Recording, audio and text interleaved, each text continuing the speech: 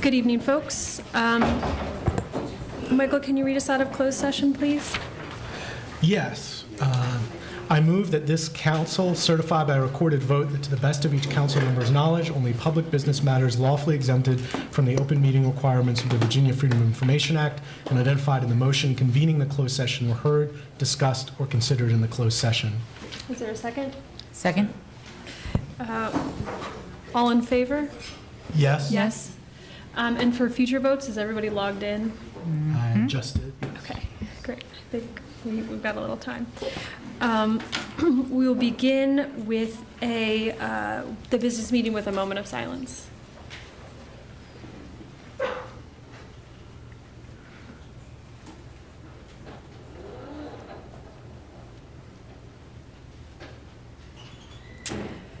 Thank you very much. Before we get started on other things, are there any announcements? I have two announcements. One is something I think is worth pointing out to people. The project called the Triangle of Hope, a project of the Episcopal Diocese of Virginia, the Anglican Diocese of Liverpool, and the Anglican Diocese of Kumasi, Ghana. Teenagers from each of these three dioceses have met together for the past 3 summers to study the history of slavery. Liverpool, because that is where many of the slave ships sailed from. Kumasi, because that is where so many enslaved people came from. And Virginia, because that is where so many enslaved people were brought. 2 years ago, teens from each of the 3 dioceses went together to Liverpool to learn about our shared history of the Atlantic slave trade. Last summer, the teens from Liverpool came to Virginia. The teens from Ghana were denied visas by the Trump administration. This year, about 40 teens are meeting in Ghana to continue their learning about the history and to share a call to reconciliation, healing, and repair. 3 Charlottesville teens are a part of this group: Caroline Bolton, Pia Tavernese, and Margaret Vicelio. They left this weekend. We'll be back in a week. I just want to call attention to the important project and to offer thanks for their work and their efforts. The other is a little closer to home. On Saturday, August 8th, the Charlottesville Albemarle NAACP will be sponsoring a film at Trinity Episcopal Church on Preston Avenue entitled Jonathan Daniels, Episcopal Martyr of Lowndes County. In 1965, Jonathan Daniels was a 26-year-old Episcopal seminarian who had gone to Alabama in the summer to work on registering voters. He had been arrested when he was participating in picketing of whites-only stores. On August 20th, he was released on bond along with 17-year-old Ruby Sales. As they were attempting to enter a store to buy a cold soda, a white deputy blocked their way, pointed his shotgun at Ruby. Jonathan Daniels stepped in front of Ruby, and the deputy fired his shotgun, killing Daniels instantly. The deputy was charged with manslaughter, not murder. He claimed that he acted in self-defense. He was acquitted by the all-white jury. Ruby Sales was unhurt. She went on to become an Episcopal priest herself, and she worked for many years as a human rights advocate, founding the Spirit House Project in Washington, D.C. To learn more about Jonathan Daniels, I want to encourage people to go see the movie about his life from 11 a.m. to 1 p.m. this coming Saturday at Trinity Episcopal Church, 1118 Preston Avenue. Great, thank you so much. Another announcement, registration is open for Loop de Ville on Sunday, September 27th. It's a chance to celebrate National Public Lands Day and the 20-mile network of trails around the city of Charlottesville. So you can head to loopdeville.org and check out all the events. Quick question. Jen, does that cost anything? It is totally free. Great, thank you. And Michael, did you have anything? No announcements, but just a question, because I know we have a lot of people in the audience tonight. What will the timeline and type of update you'll be giving be for the homelessness update for the many who are here to speak on that issue during public comment? I don't know if that was clear. Yeah, I'll make sure I was following. It's the last action item. It's meant to be a substantive one that is reflective as well as forward, so it'll be a lot of information. Mm-hmm. But there will be that discussion later on in the meeting. And so is it worth sticking around to hear that? Absolutely it is. Great, thanks. I also have a couple of announcements. On Sunday, August 9th, will be the August edition of the Neighborhood Walk series. This month it will be in Fifeville. A slight change, usually it's in the morning, this one will be in the afternoon, so it's going to meet at 4 o'clock at Forest Hills Park Bike Rack. More information about that can be found on Connect Charlottesville.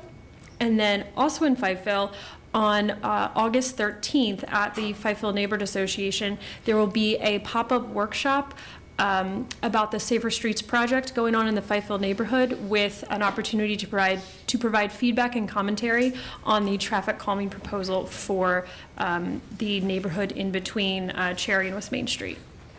So pop those on your calendars. And then if there's no other announcements, we can begin Community Matters. Right, no other announcements? Everybody's great? Before we begin Community Matters, I just want to make a quick note. Obviously, I will be leading the meeting today. Mayor Wade is out of town. I am Vice Mayor Natalie Oshrin. Just quick note about Community Matters and the different comment periods that we have. I want to first thank everyone who showed up tonight to observe and to speak up. It's great to see this level of engagement with local government. We do want to remind folks that this meeting is for residents and neighbors to hear from the city and to address the city's representatives. Those of us up here on the dais are here for that feedback. Our small d democratic values mean that we welcome commentary on all sorts of subjects and a diverse array of opinions. So we do want to remind everyone to please keep commentary directed towards council and also during the allotted comment period. So at the beginning of the meeting, we will have time for 16 speakers. We have 8 pre-registered speakers and then a wait list to fill in those slots if one of the pre-registered speakers is no longer able to attend. Once the 8 pre-registered speakers have taken their turns, I will open the floor to the audience to fill in the remaining spots. At the end of the meeting, we have time for a second comment period if there's anyone who was not able to speak during the first 16 spots and still would like to share. We know that Charlottesville is a passionate but also compassionate community, so please extend that compassion to those who are speaking by refraining from heckling, interrupting, or behaving in ways that may intimidate speakers, even if you disagree. And speakers, please keep your comments to 3 minutes or less, and if you have more to add, please email your comments to council@charlottesville.gov. Thank you so much for your care and understanding. And with that, we will begin with Lizzie M. And please, when you come up to the microphone, say your name and your neighborhood so that we can record that for our minutes. I'm Lizzie M., but I'm ceding my time to D. Hello, my name is Dennis Chambers. I'm one of the ones in the encampment under Freebridge. And I'm here today to talk about this shelter that y'all are putting together for us. I'm also in the public workspace group with the representative y'all sent there. You know, they came to us. I was thinking y'all was going to get our ideas, figure out what we need, and build the shelter to support us.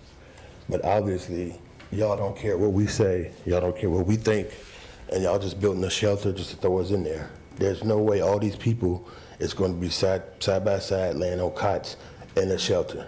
That makes no sense at all. We're not even going to that shelter, not even thinking about that shelter. We're going to stay there until y'all provide something for us that benefits everyone there, not just something y'all could just say on the news, we did this, we did that for them. We're not going for that. We did not cause this problem. We did not cause this. I got there in August of last year.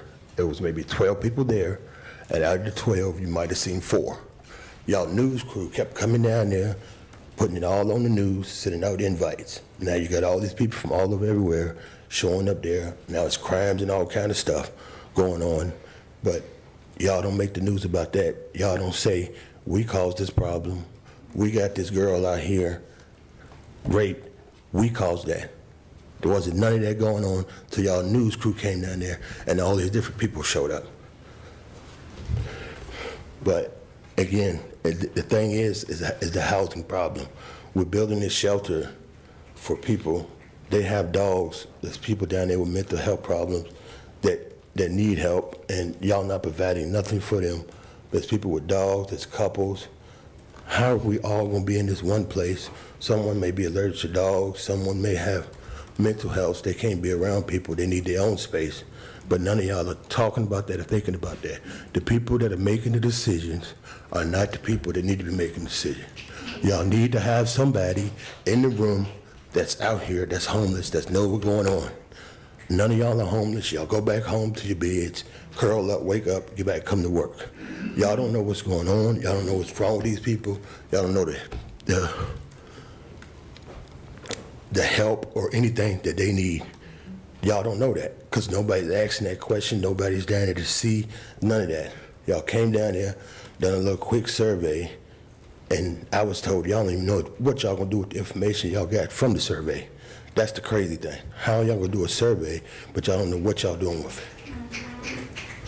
And there's nobody in these meetings that is speaking up for us. Thank you.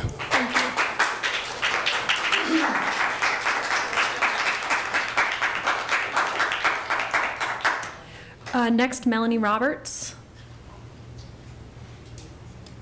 All right, James McKinley Oaks.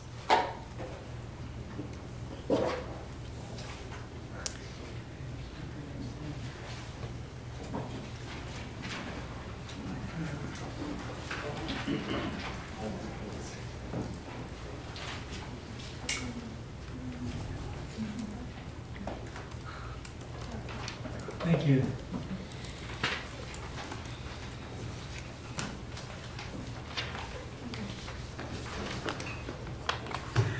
Hello, everybody. My name is Jim McKinley Oaks.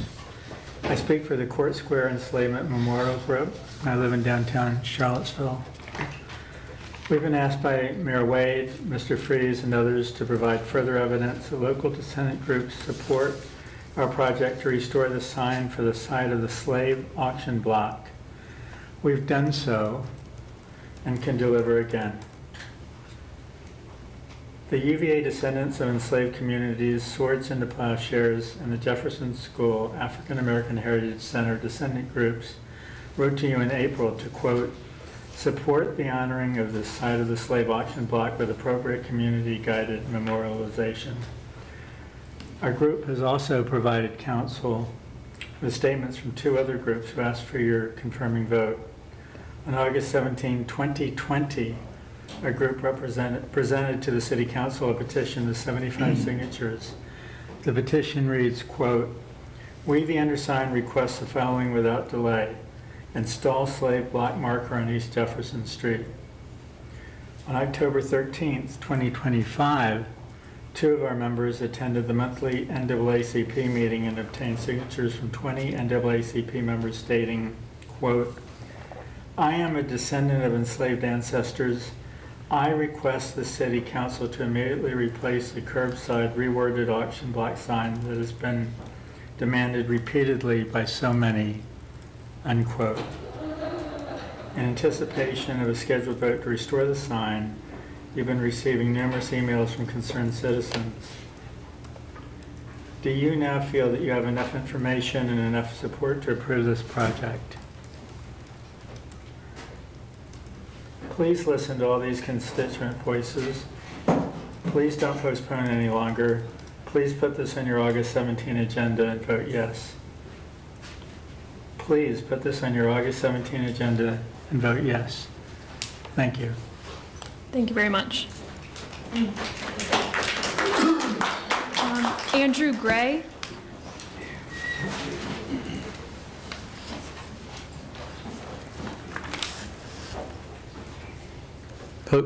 Hi, my name's Andrew Gray.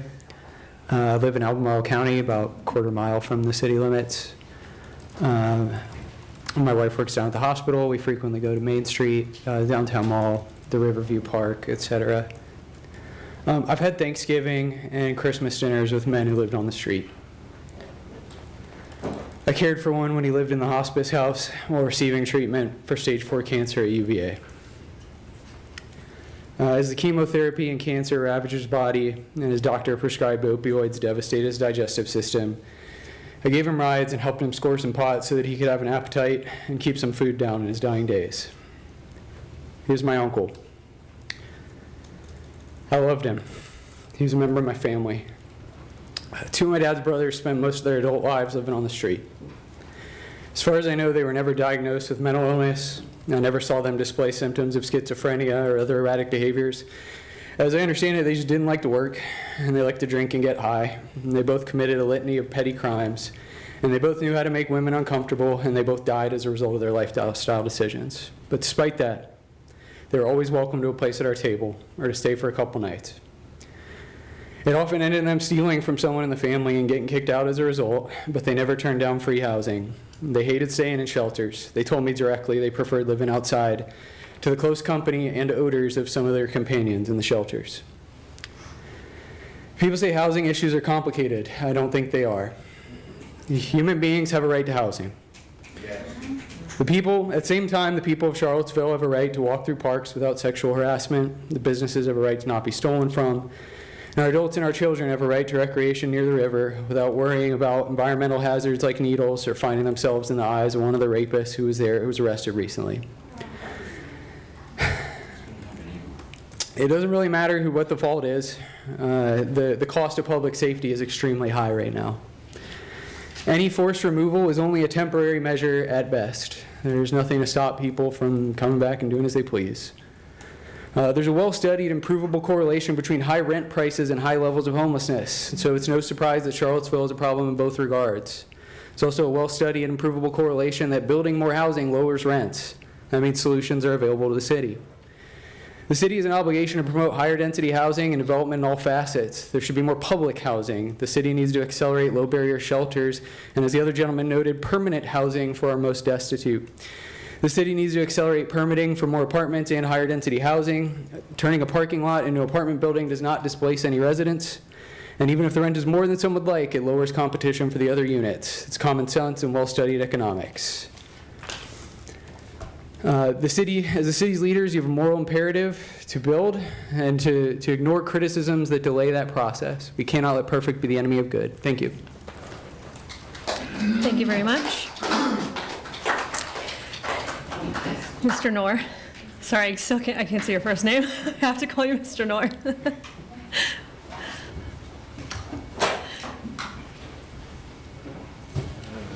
Good evening. My name's Jamie Knorr. I was co-founder of Village School, which is located on the corner of High and 3rd. It's a middle school for girls.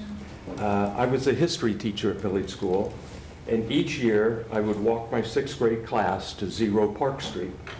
There we would read a chapter in Mary Lyons' young adult version of Harriet Jacobs' Letters of a Slave Girl.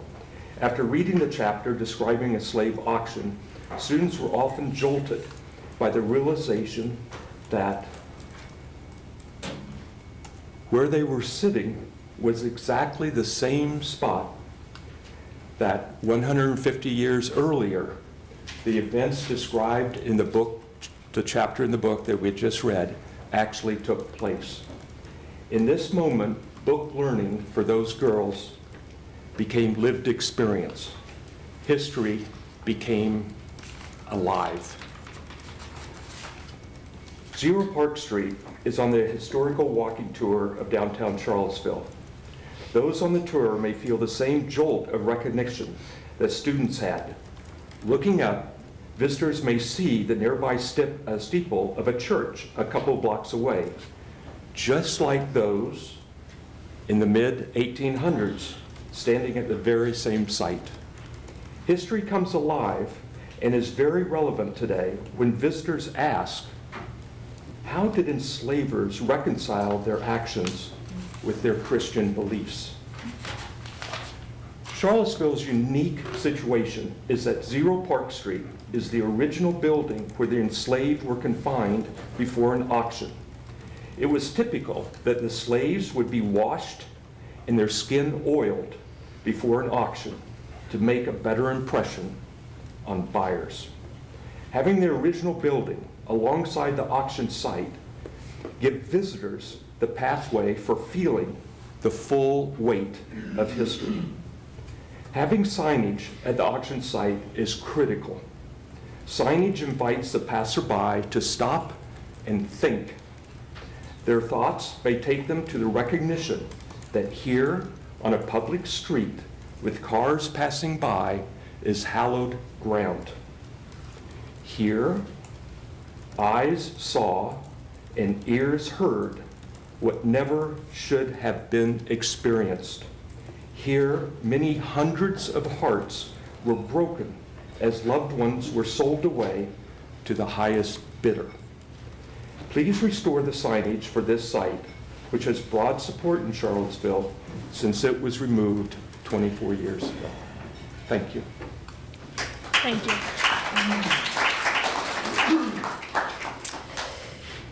Isis Newman?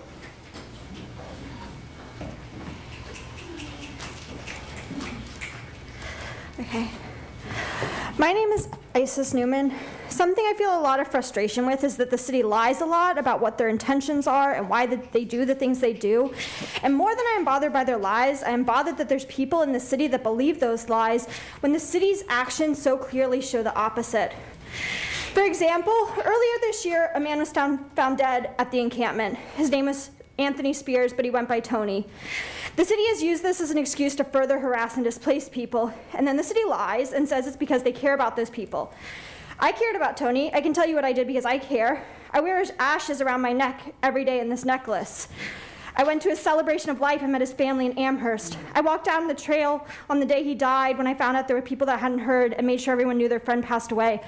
I got a memorial tattoo on my leg. I wood burned a memorial bench that is now in the field where his tent was, and that I'm sure the police will remove when they come to sweep the encampment. I think that those are the kind of things that we do when we care about someone's death. What the city is doing is disrespecting his death. Imagine that you died, and in response, the city evicted all your friends. That is more than I would do to my worst enemy. Do not lie in our faces and tell us that you care. I hear the recent reports of sexual assault as a reason for displacement. Were there any women who have experienced assault or rape or intimate partner violence while on the streets consulted? No need to answer. That's what's called a rhetorical question. We all know that the answer is no. Because being pushed into more isolated spots isn't what creates safety. Otherwise, they can be there on their own. Stop lying to us and saying that you're doing this for people like them. I remember being 19 and homeless. I was seeing a guy, and on days it wasn't rainy, we would stay in a hammock close to town, but on days it rained, we stayed in a tent way back in the woods. I remember one day when we were in that tent, and he was mad that I was doing prostitution. He started choking me out, yelling in my face, "Is this what the F you want? You want to effing die? This is what the F is going to happen if you keep selling yourself." No one could hear him. If I could have gotten his hands off my throat long enough to scream, no one would have heard me. If I could have made it out of the tent, it's very unlikely I would have made it to help before he caught up. Luckily, he let go, and I left the state a few days later. But that night could have ended very differently. Being isolated from people that could potentially help in situations like that is not safety. The September 1st displacement will be putting women in more danger. What you are doing puts people in danger. Do not pretend otherwise. I am down at Freebridge nearly every single day. These are people who I love, who I respect, who I cherish, who I care for, and I will not stand by and watch the city harm and disrespect them. Yeah.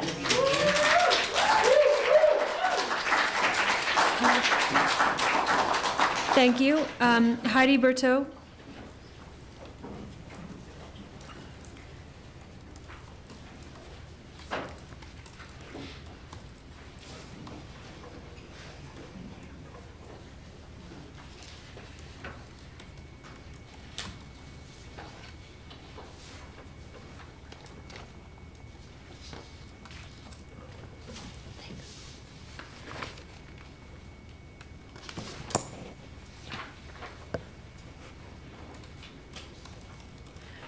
Hello, my name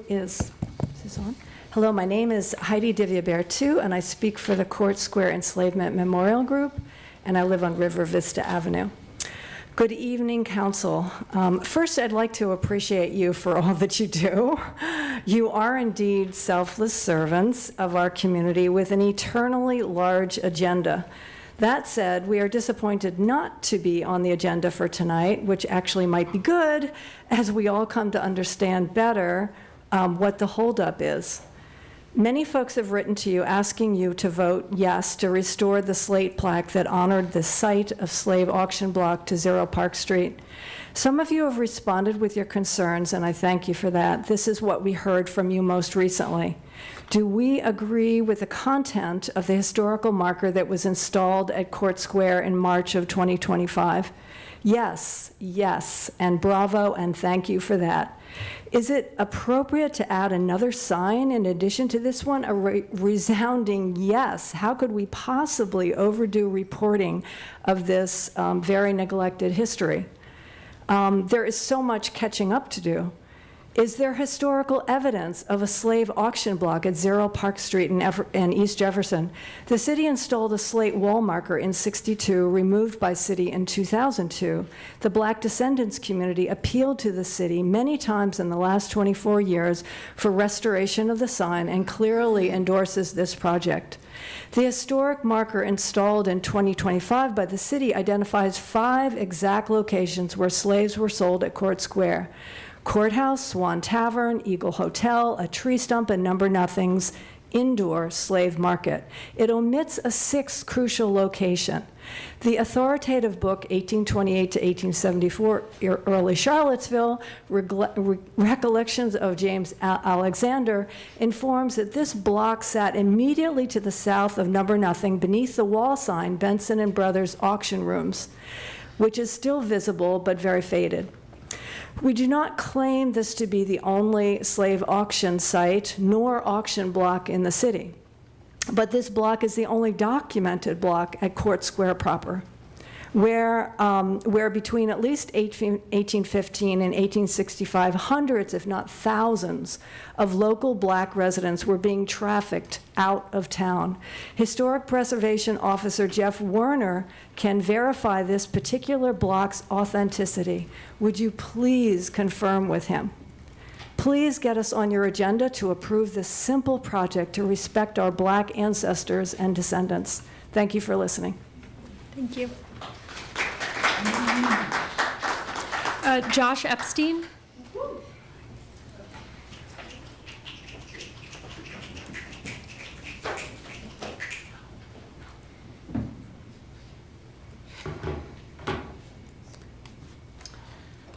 Hi, my name is Josh, and I've lived in Charlottesville for most of my life, and I'm here to speak about the treatment of the unhoused community in Charlottesville. I'm just going to start by saying, I don't want to be here at all. I don't enjoy public speaking, and I'm guessing you all don't really enjoy hearing what I have to say either, but here we are. I will also say that it really should not be my job to explain the concepts of basic human decency to you all, the city council, but here we are. This is a problem of your own making. The city chose to forcefully move unhoused people into the Freebridge encampment with no plan for the future. Some of those people had been moved multiple times already.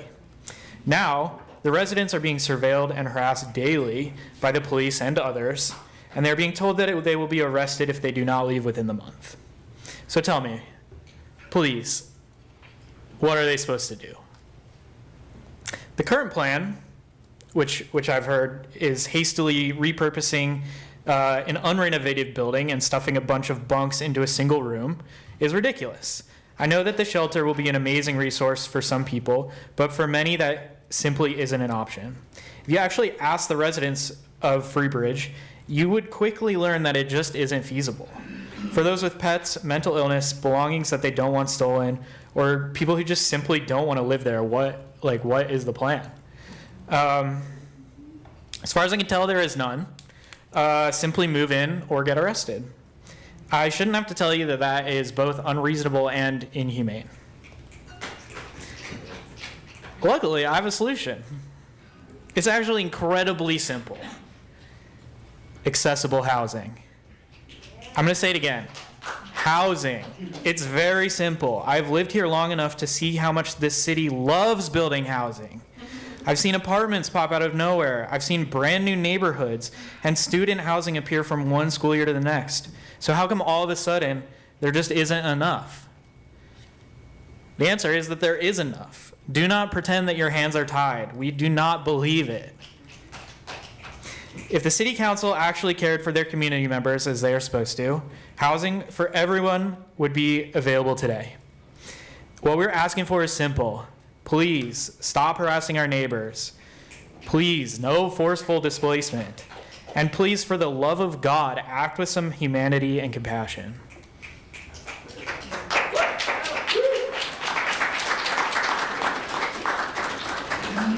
Thank you. Jennifer Grant.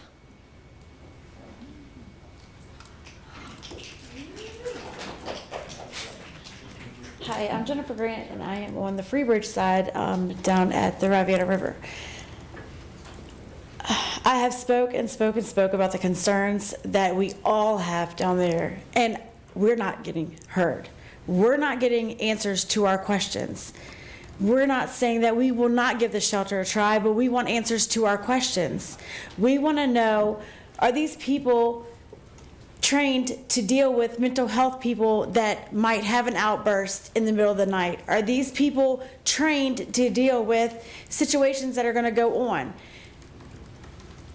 The salary that you guys will pay these people to come in and work at this shelter, and they don't know anything about the residents of Charlottesville. They don't know anything about Charlottesville, period. That is absolutely incredible when it could go to housing. The building is not even up to structure. You can't even give us an idea of what we're going to be sleeping on. You cannot even give us an idea of what is going to be in there. We don't have anywhere to put our stuff, storage-wise. So as of today, I will say, you will be locking up a lot of us down there. We are not going anywhere until you can give us answers to our questions, until you can get to know us, until you can give us feedback to everything that we have asked wisely. And I think we've been very respectful to a lot of folks that have came down there. We have not given any problems. We have a lot of people now that have barricaded themselves in their tents and do not even want to come out to get ice and water because they are so depressed. We have people down there that have not been taking their medical medications because they are depressed, because they have gotten shipped from one place to another, to another, to another. It is not fair to people with mental illness. You need to come down there and listen to us. Listen to our needs. Listen to where we're at in life. Get to know one another, not just for 5 minutes and then run off and say, okay, we'll talk about this later. There is no talk about it later. We're down to 30 days, less than 30 days. It's not going to happen. We have plenty of people that will say, we will go to jail, but when we come right back, guess where we're going? We're going right back to Freebridge. We don't care. We really don't care until you can literally give us answers. That's all we're asking for is answers. There's no reason why you cannot put us somewhere that we are comfortable with. You have people that are on mental illness meds that go to sleep at 9 o'clock. They don't want to be around people that stay up until 2, 3 o'clock in the morning. That's not fair. Putting people into a building that has not even been up to par, cleaned, anything, don't even have an elevator for people with medical needs. What are you going to do about that? It's not fair at all. So look into something different. You've got Kmart parking lot, you've got the mall, you've got Roses, you've got everything that can be turned into little apartments.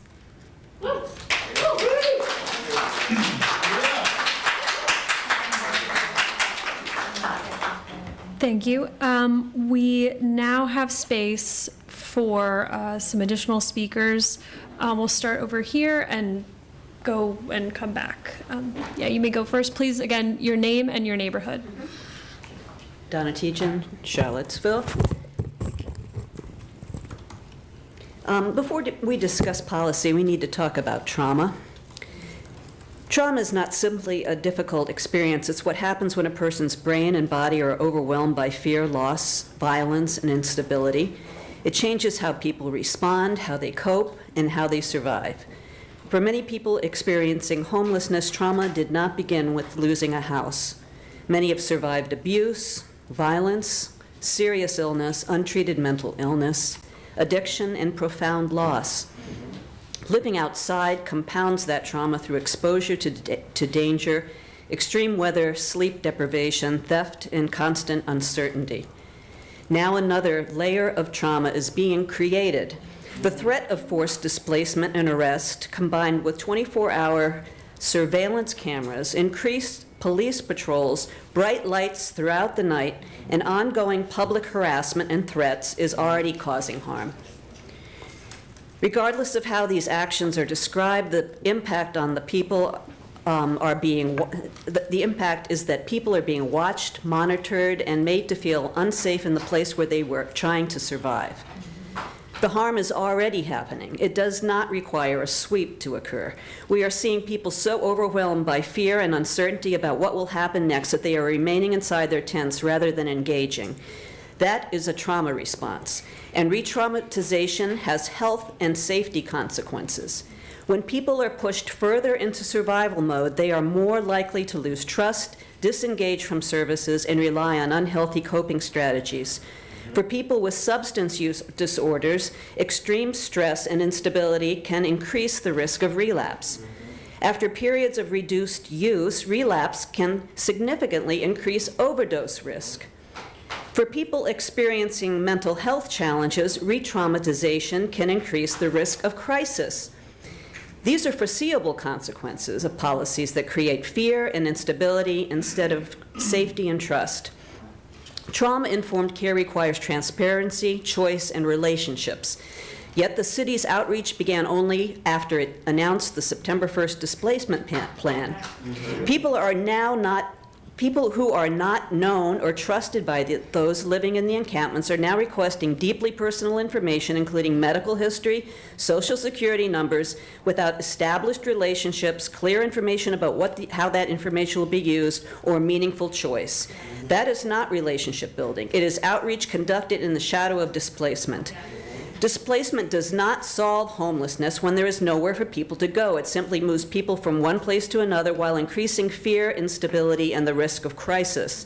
Communities across the country have moved away from enforcement-first responses and toward housing-first, trauma-informed responses because people are more likely to achieve stability when they are offered safety, trust, and real housing options. Do you mind, can you talk to Keita and spell your last name for her, please? She has it. Is that all the time? Okay, thank you, yes. Okay.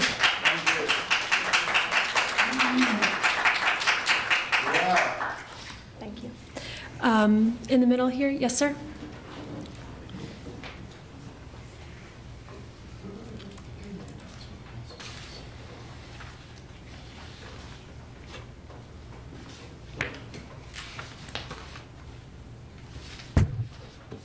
Thank you.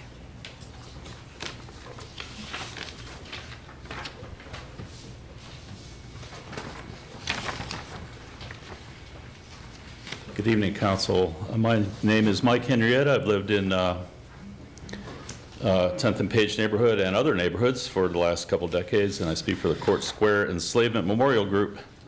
And to help answer some of your questions, I'm presenting you with a photo, which is an example of the long missing sign that we are proposing for you to restore. The sign could read Site of Auction Block for Enslaved People or Site of Enslaved People's Auction Block. The slate plaque historic marker could be placed on a public lamppost on East Jefferson Street adjacent to the corner of 0 Park Street. We are not asking for the sign to be returned to the south facing wall of number nothing on East Jefferson Street, as it is a private building. I also speak for our leaders who have recently died: Eugene Williams, Marie Baker Coles, Herbert Porter Jr., Reverend Dr. David Garth, and Kirk Bowers. Some of them have labored on this project for up to 24 years, particularly Marie, Eugene, and Herb, who we buried last Monday. Colonel Robert Guest could not be here tonight due to a serious fall leading to hospitalization. Please do not delay on this project any further.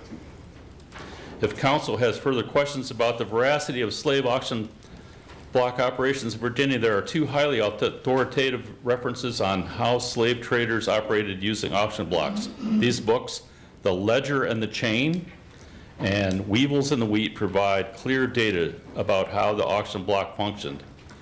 Last November, Historic Preservation Officer Warner confirmed that the long-lost auction block at 0 Park Street in East Jefferson was recovered and is securely stored with a chain of custody. This is a very simple and inexpensive project especially compared to the amazing and ambitious park memorials that Swords into Plowshares have championed and you have approved, and the fabulous memorial that UVA descendants of enslaved communities have designed and installed, and we will cover the cost. We will cover the costs. Our group will cover the costs. Thank you. Thank you. Anyone over on this side? Yes, ma'am?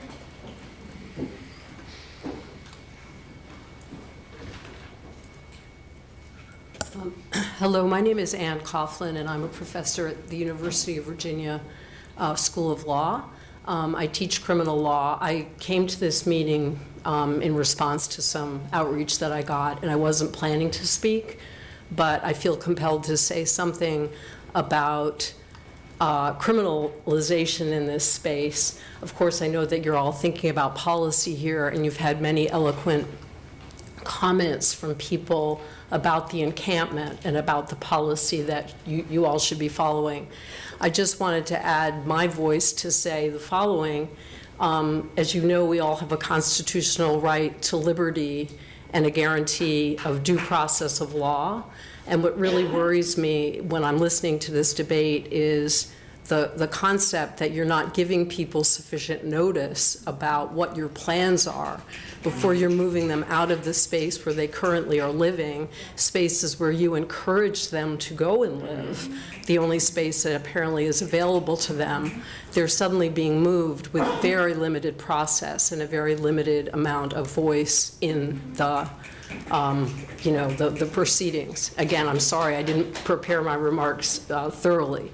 But you really want to think before you take this step of putting this entire group of folks, our neighbors, our friends. I walk in Riverview Park all the time. I walk through the encampment. I don't feel frightened. I feel worried. I wonder what I can do to help, and that's why I came here tonight. But what I would suggest you do before you decide that you are going to make it a crime to be homeless, because that is what you are doing, that you really think about giving people the process that they deserve. I also, since I'm a lawyer and I think a lot about optics, I'm not sure that there will be lawsuits brought against you, but you would want to think about what those lawsuits would involve, the amount of resources that they would take, the attention that they would garner, and the way that that would distract us from the really important thing that we need to do, which is to provide housing, a basic human right for people. Again, I don't know what your thoughts have been about what is the crime for which you are going to arrest folks? Being in public, being homeless in public, sleeping in public, it's a crime to sit in public. These are issues that I study, that I teach to my students. I'll be teaching this on the second day of criminal law. So I really, really urge you to think about what the elements of the crime are.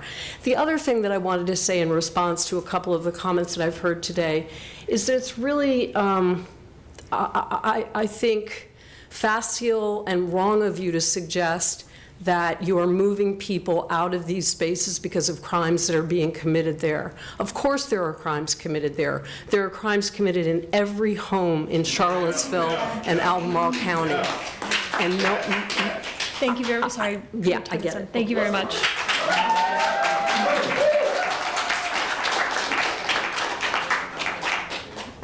Anyone over here? Good evening, Vice Mayor Oshrin, councilors, Mr. Sanders. I'm here on a different but in some ways related topic. First, thank you for supporting in a thoughtful way the 801 West Street IPP. It's a great example of generational stewardship of a property in the 10th and Page neighborhood. But what I really want to talk about for most of my time is that here in Charlottesville, we're still more in the Vinegar Hill Urban Renewal Project and its lack of a community-oriented decision-making process. So I'm also here to speak about the gutting of Section 106 of the National Historic Preservation Act of 1966. In 1963, when I was in 8th grade at the Old Lane High School, I watched Vinegar Hill come down, building by building, street by street, until the whole neighborhood was gone and all the old familiar places. But Charlottesville was not unique. Destroying and fracturing Black and brown and immigrant communities happened all over our nation. The outcry about these special places that were destroyed by urban renewal and interstate highways caused our Congress to pass and President Johnson to sign into law the Historic Preservation Act of 1966. A key component of that act is a legally required requirement for Section 106 participatory process, whereby local, state, and tribal governments, local residents, and nonprofits can become consulting partners to influence, moderate, or mitigate harmful effects of a federally funded, licensed, or permitted project. Had 106 existed earlier, perhaps Vinegar Hill would have had a different outcome. And today, data centers, transmission lines, along with the Gilded Arch, the Kennedy Center, the Reflecting Pool, detention centers, and some housing and oil and gas extractions from national parks and forests would invoke Section 106, but would not, as this draft is being rewritten. 2 weeks ago, in an unusually hurried and unprecedented action, this president's appointed U.S. Advisory Council for Historic Preservation voted to gut Section 106, to eliminate the consultative process and eliminate whole categories of resources, such as parks, cemeteries, bodies of water, and places of cultural, spiritual value.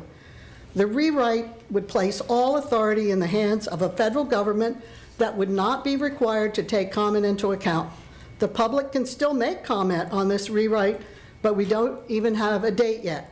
But we anticipate it will be a very short time period when it comes, maybe only 2 weeks. So we need to be prepared, and that's why I'm talking to you tonight. So it won't be a surprise, and some of you may already be following this. I don't know. This is not just a preservation issue, it's a public information and engagement issue. This revised act would make us all vulnerable and at the mercy of the federal government. Thank you. I hope you will engage in this process. And by the way, as soon as possible, please try to eliminate the student housing incentive in traditional For the neighborhoods. record, can you state your name and neighborhood? Oh, sorry. Thank you. Jackie Keller, North Downtown, and speaking for Preservation Piedmont. Thank you. Anyone in the room? Yes, ma'am?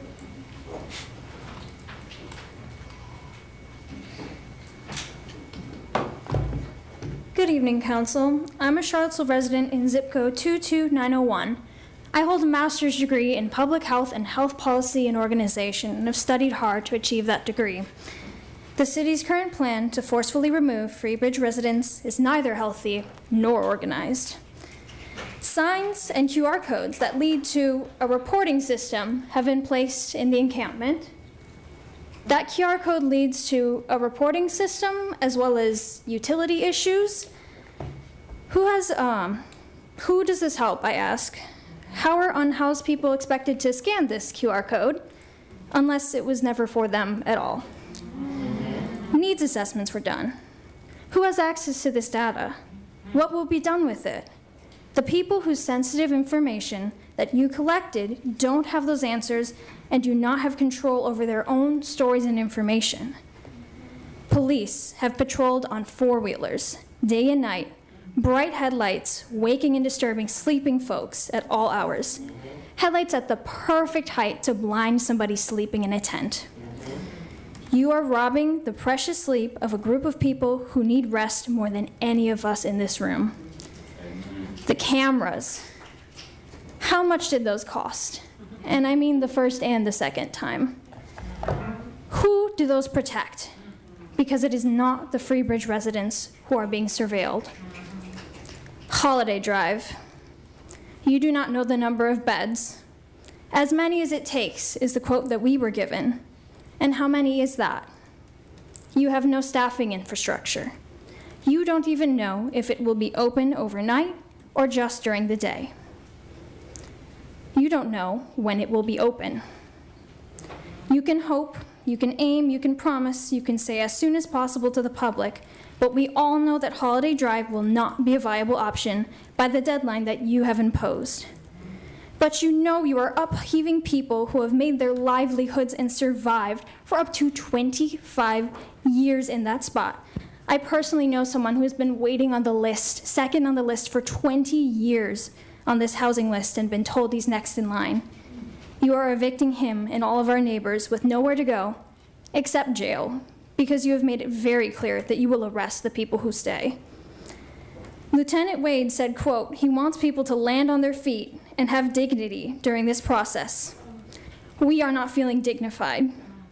You are not preparing our neighbors to land on their feet. I ask you, where will people go if Holiday Drive is not open and you are forcing people to leave Rivanna? Where will they go? We need mental health resources, and no one's been offered a real alternative. This is not connecting people to resources. This is not meeting their needs. You have pandered to the public, harassed and surveilled, and set a deadline 30 days from today that you know you will not meet, and our neighbors will suffer the consequences. I welcome and urge you to contact me or others after this meeting to talk about true solutions. Can you say your name, please? Rami Liebel. Thank you.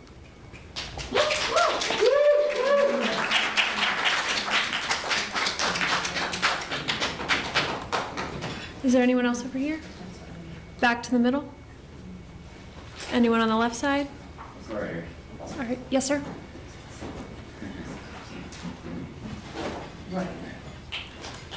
Hi. My name is Joshua Balu. I've been in Charlottesville since 2017. Since then, I have seen several people commit crimes, be inhumane to people, beat, torture, rape, several people. And those were all city officials or functionaries that were by them. No exaggeration. I stand here looking at this trail as the place they told us to go when they said that we couldn't stay under a bridge when everybody was on the backside. At one point, nobody was seen and was not bothering a soul until they decided to flood it 4 times within 1 year, which I looked into. The last time it wasn't raining here or anywhere else. There wasn't any reason whatsoever for them to flood it the last time of last year, and yet they did. I don't know, the proof is right there in that. You can look it up. Right now, they say these cameras are for safety. I'm gonna bring that up since so many have. And if they're for safety, then I'm wondering why there are only 2 that I can literally walk and show you that most of the people that are actually living on the trail are not on that camera whatsoever. There are several access points that are not on that camera whatsoever that people can walk onto that trail and mess with people that are not protected by those cameras in any way, shape, or form. Right now, the biggest problem of it is that thing looks right at my tent where I can't walk out my front door without being seen.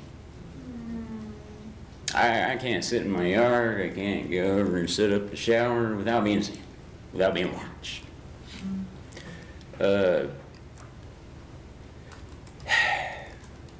I'm just getting tired of every time the city says something to me, it gets proven wrong, or it gets proven that it was a lie, or they say stuff before they even check if they can do it or not. Like, where are the showers y'all promised us? You put 2 bathrooms there, but you put them in the middle of the field just on the riverside of it, the Rivanna River Tour, sorry.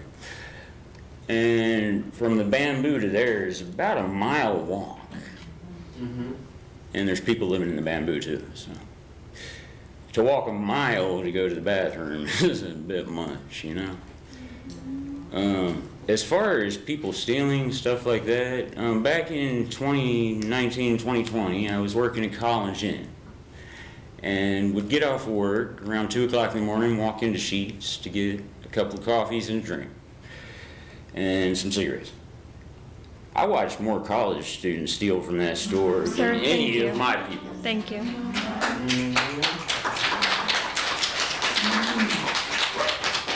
Is there anyone else over here? Or anyone else left would like to speak? Okay, thank you so much. That wraps up this public comment period. Again, there will be another public comment period at the end of the meeting for anyone who did not get a chance to speak this go round. And again, in just a few minutes, we'll have a discussion of an agenda item about allocating $4 million in part to a low barrier shelter if anyone is interested in that conversation coming up. And also at the 4 p.m. session, we had a briefing. So if you missed that, worth going back and checking that out, which is available on the city's website and the agenda. You can watch the video there once it's published after this wraps. And there's also a live stream through a live stream. Boxcast. Boxcast is our live stream service. Thanks. If you would like to leave, I'll give you a second to depart so that we're not reading the consent agenda over the sound of seats. But please, we do encourage you to stay to watch the rest of the meeting.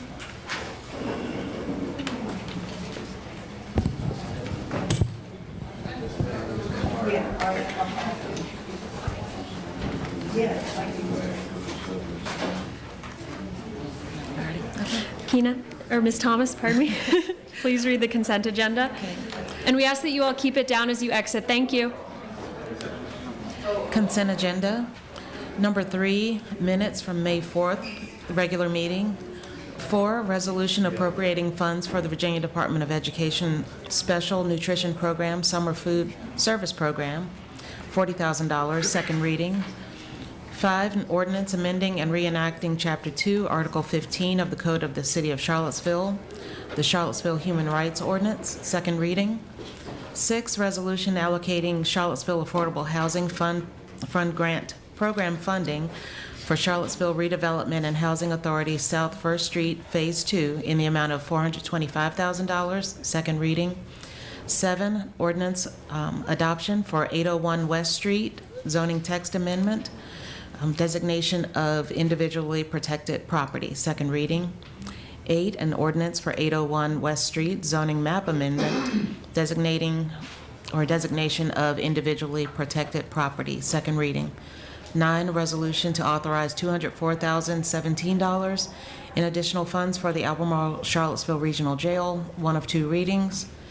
10, resolution to appropriate Albemarle County Human Services funding to the Department of Human Services for the Community Action Youth Internship Program, $63,000, one of 2 readings.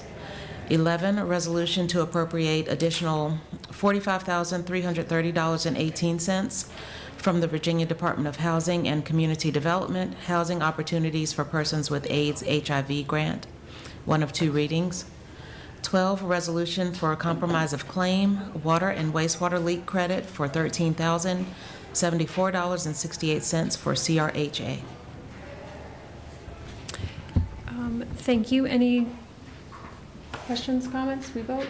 I would move approval of the consent agenda. Do I have a second? Second. All right, please cast your votes.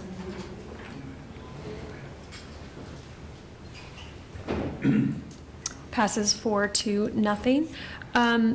City manager's report. Mr. Sanders, is there a report from the city manager's office? Yes, the first report is actually a presentation from our budget director, Ms. Hamill. Budgets already. A little bit different. Good evening, council. I'm Chrissy Hamill, budget director.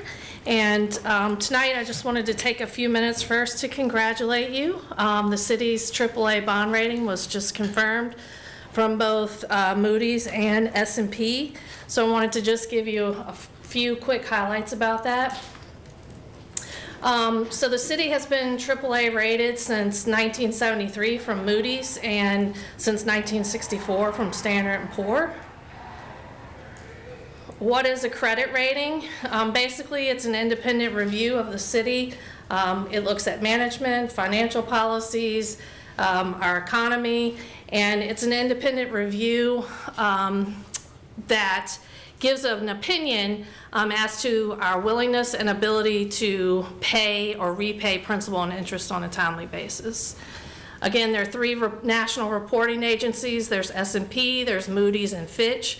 To date, we have only ever received or sought ratings from S&P and Moody's. If you look at sort of your credit rating, the vertical axis here the lower your rating, the more credit, the poorer your credit quality. The higher the rating, the better your credit quality. That's hard for me to say in a row. And the horizontal axis is, how much of your risk. So the lower your rating, you have more risk of not being able to pay your debt. And then the higher your rating is a minimal credit risk. So in looking at the review from S&P, they noted several strengths, and these have been pretty consistent over the years. These are quotes from the actual reports. Our strength is the ability to make budgetary adjustments towards maintaining balance, supported by a growing economy and longstanding financial management policies.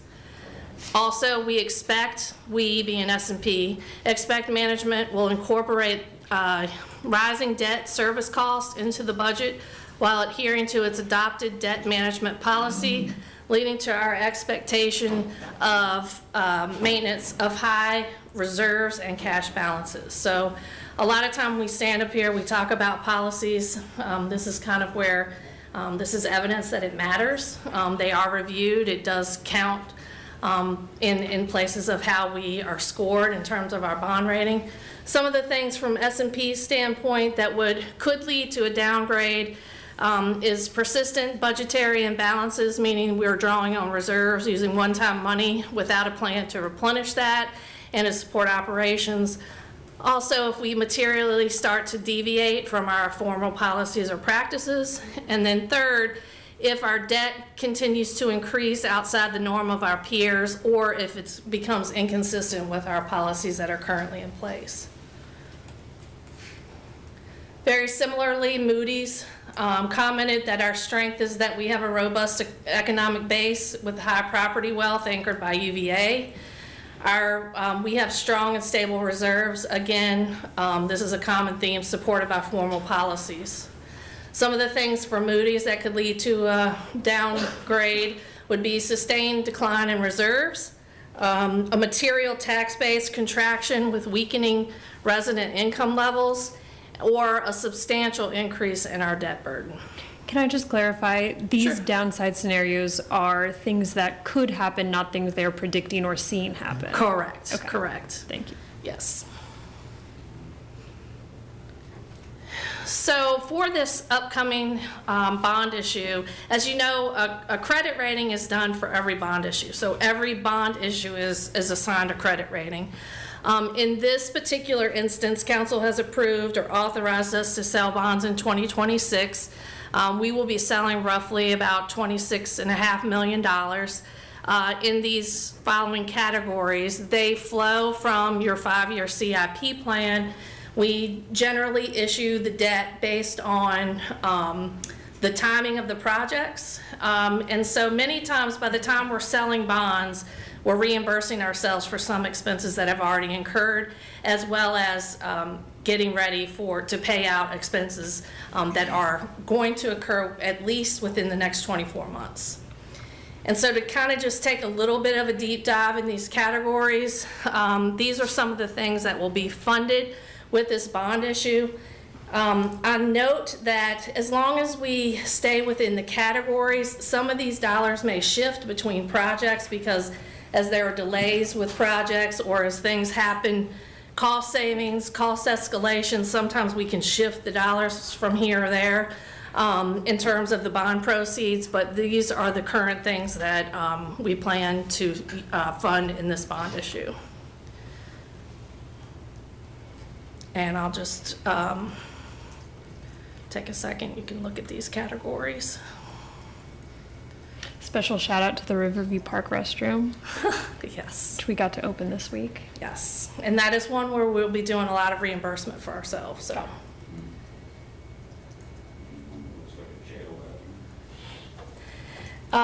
Just to give you a schedule, so basically we met with the rating agencies 3 weeks ago, I think. We received the ratings by both of them by the end of last week.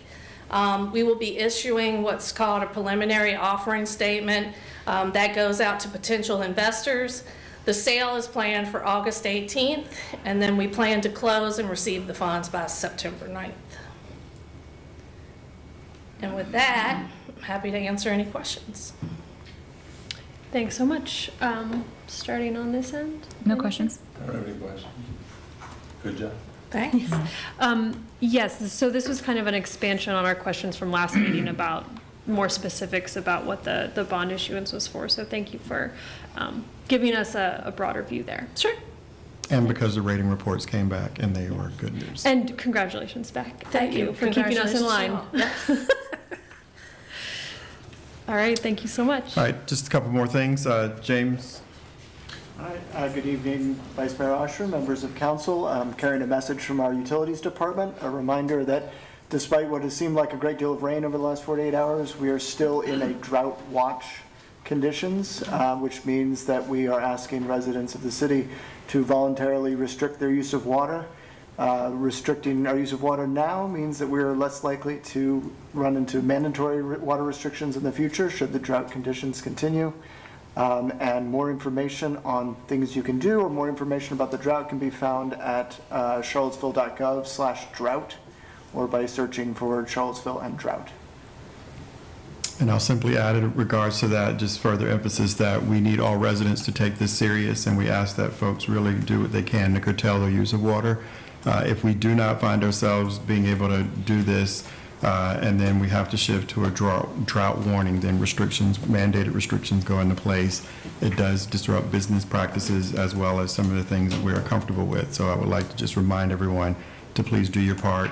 Don't let water run while you're brushing your teeth or washing dishes and things of that nature. Let's do what we can because the heat will come back and take away the rain that we just got.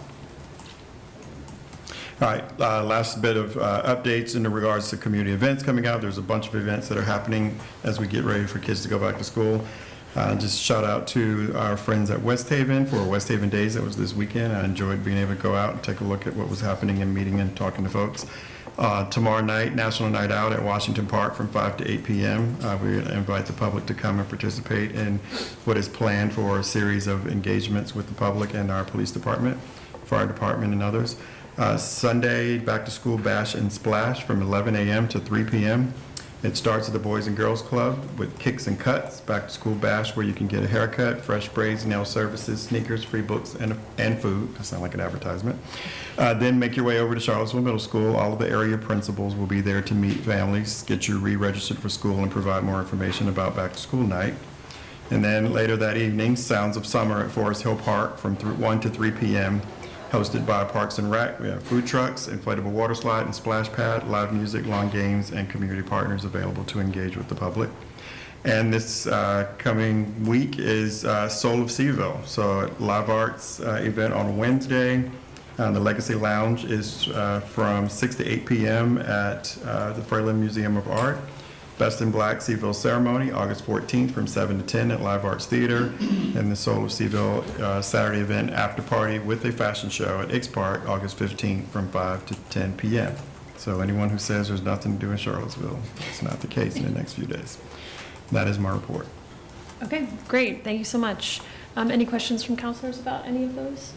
Okay, great. Now we'll move on to the action items. The first action item is a public hearing, and the other two are resolutions, so the public will be able to provide comment on this first action item. Public hearing and resolution for approving a lease of city-owned property located at 708 Page Street and a portion of city-owned property located at 210 8th Street Northwest to City of Promise. Hey, Brenda. Hi. Good evening. I'm Brenda Kelly, Downtown Strategy Manager, and we're asking for your approval of a lease agreement with City of Promise for the building on the property located at 708 Page Street, and also a handicap parking space and ramp associated with that building, and that is located on a portion of 210 8th Street Northwest. The lease in your package is a standard form lease agreement that has been in front of you before with other properties. This particular property is a two-story building, a little over 1,700 square feet. The current lease rate is 0. The first year we're proposing under this lease will be a $1 lease rate. And then starting year 2, if the lease is extended, will be a little over $4,000 a year. Where the summary terms of the lease agreement, it's a 1-year lease period with a renewal option up to 3 additional 1-year terms, a 3% automatic annual increase following year 2 if extended. We're also asking for a security deposit up front, as there's never been a security deposit on the property. The premises is leased as is, and the city is responsible for the typical maintenance of facilities and structural elements and systems. This is a 1-reading resolution following a public hearing, so we're asking for your approval. Okay, thank you so much. Are there any questions, clarifying questions before we open it up to the public? Okay. Is there anyone who would like to speak on this item? Okay. And just to clarify, I have some questions just about a couple of quick things.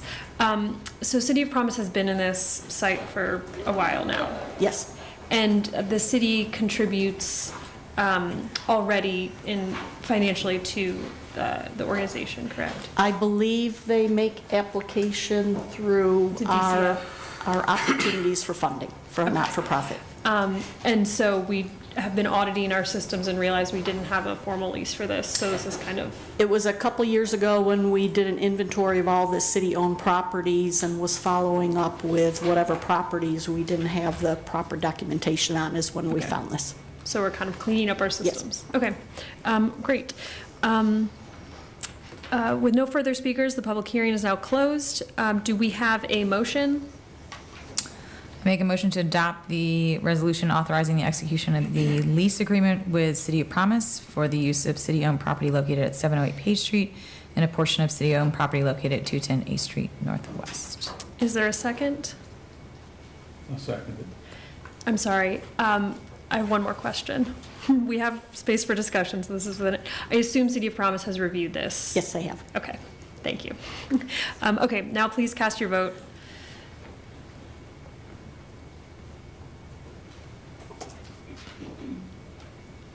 Okay, and the motion passes 4-0.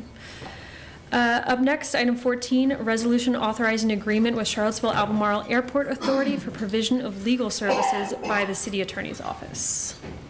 Mr. Maddox, thank you.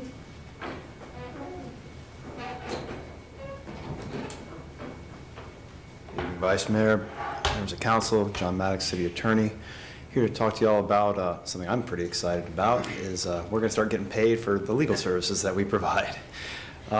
When I started this job, shortly after I started this job, 446 days ago, but who's counting, I found on my desk one day a check for approximately $25,000, which pretty good day, right, you think? And I said, well, what is this for? And it turned out it was the annual payment that the airport authority was making for my office's provision of legal services, something that they have done, that we have done since the 80s. As you know, the airport's history, it was previously a joint venture with Albemarle and the city. We owned that, but then that went away from us, was given to a new airport authority, but this vestige has hung on for a long time. We've provided legal services to them. Now, the going market rate, and I'm not saying it's right, I'm not saying it's wrong, for legal services is pretty expensive around here. And I'll tell you that $25,000 wouldn't cover the amount that we have been providing to them and have been providing them on a formula that nobody has been able to actually tell me what it was for a very, very long time. It hasn't been revised in a long time. So with that in mind, I said, okay, so what's the scope of our legal services that we're providing to the airport authority? And nobody had that paperwork either. So I said, well, this is a perfect opportunity to remedy that. So what we did is we engaged with the airport authority, said, you know, it seems like y'all are getting a heck of a deal here, and they agreed. And they said, well, maybe we can come up with some better way to pay. And at the same time, we can also formalize an agreement to say what are the scope of the services that you were going to provide out there. And that is what we have done. We've entered into agreement with them. The airport CEO has, and their chief financial officer have signed off on it. I believe it's going before their board next week. Sam, close your ears. You don't need to hear any of this because Sam's on the board. But what it will do is for the first year, up from the $25,000, they're going to pay us $75,000 this first year, and then in subsequent years, it's going to go up to 1.25% of their annual operating budget, and then we'll go up to eventually 1.5% of their annual operating budget, which is, based on the last budget I saw from them, be about $160,000 a year going forward. And it's an initial term of 5 years, then it renews automatically after that. I'm bringing this before y'all for your approval here because, well, the city code and the state law says that I advise this body, you are my client. So I need your permission, and I'd like to have your imprimatur on this agreement so that we can continue to provide those services to the airport. So that's why I've brought it to you tonight and thought I'd take a little time to explain it to you. So any questions whatsoever, I'd be happy to answer them. Michael?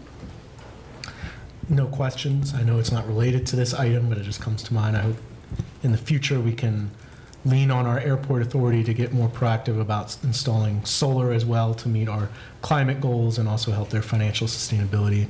I know that doesn't have to do with this item tonight, but I have no issues with what's in front of us tonight.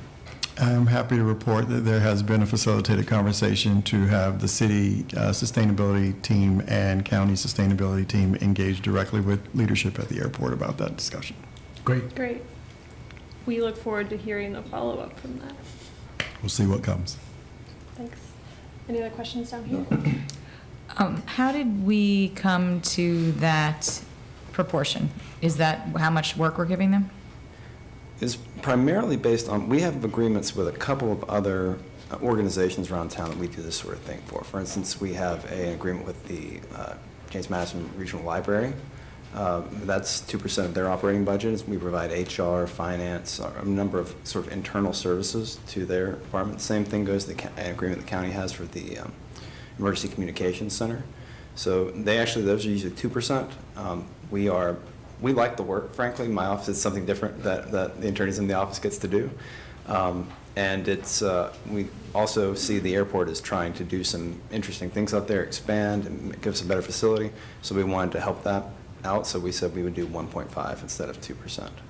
And the reason why we are phasing it in over time is because it's less of a shock on their budget that way. They've been paying $25,000 for a few years. All of a sudden, here's a big increase. We agreed to this just to make it easier. Thank you. So in the policy summary that we got, it lists kind of general legal advice and compliance negotiations, claims records review, but not litigation or anything that could adversely affect the city. So I just want to kind of clarify, that's the kind of attorney services we'd be providing. That's correct. There's a lot we can do without having to step into a courtroom, and if we had to step into a courtroom for a minor thing, I feel like we could certainly do that.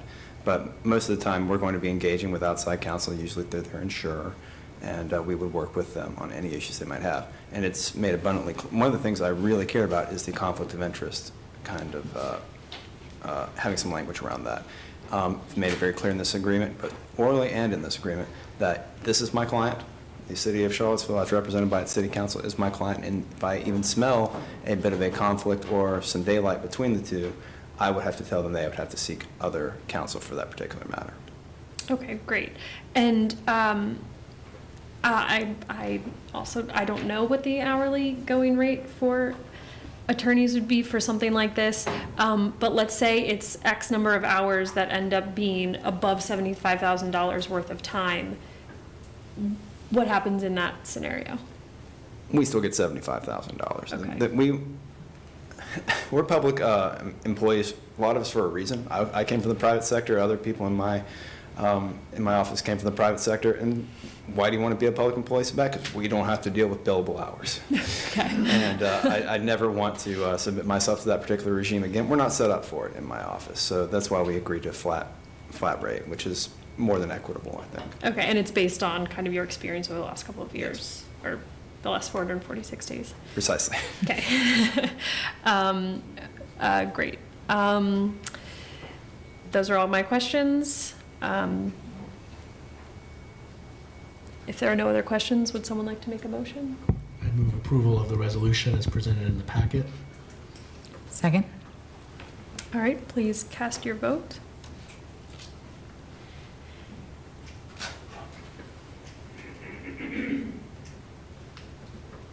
Thank you so much. Thanks, and thanks again for finding the things that need to be cleaned up.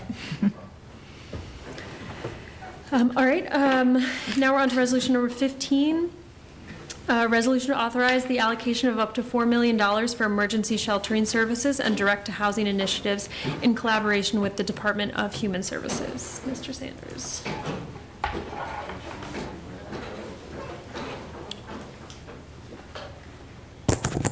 Good evening, council and members of the public. This being your last action item, I decided I'm going to take a little bit longer because I don't like you having short meetings. I've told you that before. We have a lot of business to take care of, so I'll go into a little bit of a history lesson before we actually get to discussing the actual item on the agenda tonight. Almost 3 years ago, I stood before council and stated that we need to do two things: set a new standard and manage expectations as it related to homelessness in our city. And while that in and of itself is not a plan, it was accompanied by what I refer to as community interventions. Downtown mall cleanliness was one of the items, and we initiated block by block earlier this year. No dedicated downtown mall staff contacts, because that was a complaint that was being issued over and over. Brenda Kelly, who you just heard from, is our downtown strategy manager now, and Officer Todd Lucas is a regular on the downtown mall. Insufficient restroom facilities. We have a lease at York Place that we've extended. The Downtown Transit Center has been reopened daily, and we are pursuing a permanent space for restrooms on the mall in partnership with CRHA. Unhoused and their collection of things was a question, an issue, and a complaint that came up, and we added a pod in the parking lot at the Salvation Army that is still in use today, and there's more work to be done on that, and we are continuing to look at that. Containment of items for the unhoused. We disperse bags directly. We supply the Haven and BRAC with items for distribution, and we'll do that again if it is determined to be needed. Sleeping on the mall was a regular complaint. Ordinance was presented. Council deferred in favor of alternate place so that we could get an opportunity for people to have a place to go, and we've been working diligently on that ever since. Presence of unhoused in an impaired state. We continue to evaluate current programming and changes with deeper investments. Region 10 has been engaging with those currently, and we're talking with them about additional things that need to be done, and the goal would be if we can put more funds in places that matter, we will do that. Existing ordinance enforcement was something that we had heard regularly, that's something that we needed to do. And we've maintained stricter adherence to blocking sidewalks and park closure hours, and that's been part of that response, and we'll continue to look at that. No low barrier shelter was available back when we were having that conversation, especially anything year-round, and we acquired 2000 Holiday Drive in November of last year, just for that purpose. So that sounds like everything that we had on that list is moving, and it has been moving since, and that in itself might be viewed as a plan by some, but that was back in October of 2023, after we were dealing with what was happening in Market Street Park. What was also discussed back then is that we needed additional lighting on the mall. We now have a plan that is under review. I should be getting that shortly, and I intend to invest in making improvements to that issue. Transitional housing was something that we talked about needing, so that we were not just simply focusing on a shelter as a place for people to go, but it's a place for people to go and then a place from where people also continue to move. We've had multiple opportunities in play so that we can ensure that with the opening of a year-round shelter, we will have transitional housing services as well. We have looked at a number of things, and we do recognize that that congregate shelter is not the preferred option. It is an option for us to have available as soon as we possibly can, and then we can grow from that, and that is the intention. We also knew that capacity within our continuum of care was not there, and we needed to continue to focus on that, and we have been doing that, and I have more to share with you as regards to what we've done. So the city has been doing a number of things since 2023. $250,000 capacity grant has been awarded to BRAC as a designated fundamental agency, something they do not compete for, making sure that funds are available. Those funds have now gone to supporting the street outreach staff that they are adding to their team right now. We just funded the summer point in time contact because data matters, and it's important for us to have 2 data points each year, the winter normal point in time count and now the summer point in time count. And there's a grants and data manager position at BRAC. The city funded that as well. $1.9 million of your surplus was allocated in the spring of 2024. It was for street outreach staff. We didn't use it at that time, but the 3 staff members that Ms. Graves mentioned to you that she was adding to the Department of Human Services staff will become a reality because of those funds. Those funds will be deployed for that purpose. $280,000 was made available for a bathroom facility on the downtown mall, and those are the funds that we are using in this conversation with CRHA, and I'll come back if there's a need for more. Downtown mall ambassadors were deployed in February of this year with Block by Block taking on that responsibility in a 2-year pilot. Our goal would be to continue to see that produce the results that we were looking for. $500,000 has been included in each annual budget since we had this conversation. Those funds have been critical funds for us to make sure that last year we had gaps with BRAC, POCHM, and PHA that we were able to fill because those funds were readily available within your operating budget. This year, we're hoping that those same funds can be used for encampment response and to make sure that as things come up, we'll have available resources that we can use. For example, cleaning up the area of the Ravenna Trail will be one of those projects. $3 million was awarded to the Salvation Army for the Center of Hope Capital Campaign. Those were using your funds. That was to show our support for the work that the Salvation Army is doing and to ensure that their expansion of services would be possible. And we continue to work with them on that. $7 million was awarded from the state of Virginia through the support of Senator Creed Deeds. That money is to be split between the city and the Salvation Army. Earlier today, I informed the major that $3 million of that $7 million will be on your agenda at your next meeting.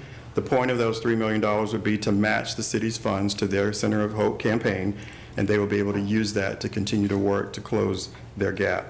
$4 million will be retained by the city and will be used for transitional housing supports, the next set of projects that we are working on, because Holiday Drive is not where it ends. And now we're here tonight with an opportunity to fill the gaps in the ecosystem. And these are details that we know are coming together on a daily basis. They're coming together fast. And I do recognize that there is a need for people to have information, and they want information, and in some instances they want it before it can be available. We're working to fix that. Our goal is to quickly determine what things we need to do, and we will make that information available as it comes. But tonight I have in front of you an opportunity for you to invest $4 million to expand the capacity needed to address the persistent problem of homelessness in Charlottesville. Central Arizona Shelter Services, CAS, has been doing this work since 1984 in the state of Arizona, and they have responded to our request to come to Virginia and work with us here in Charlottesville, and they've accepted that. And now it is our opportunity for us to benefit from the long-standing work that they've been doing, serving thousands of people for years.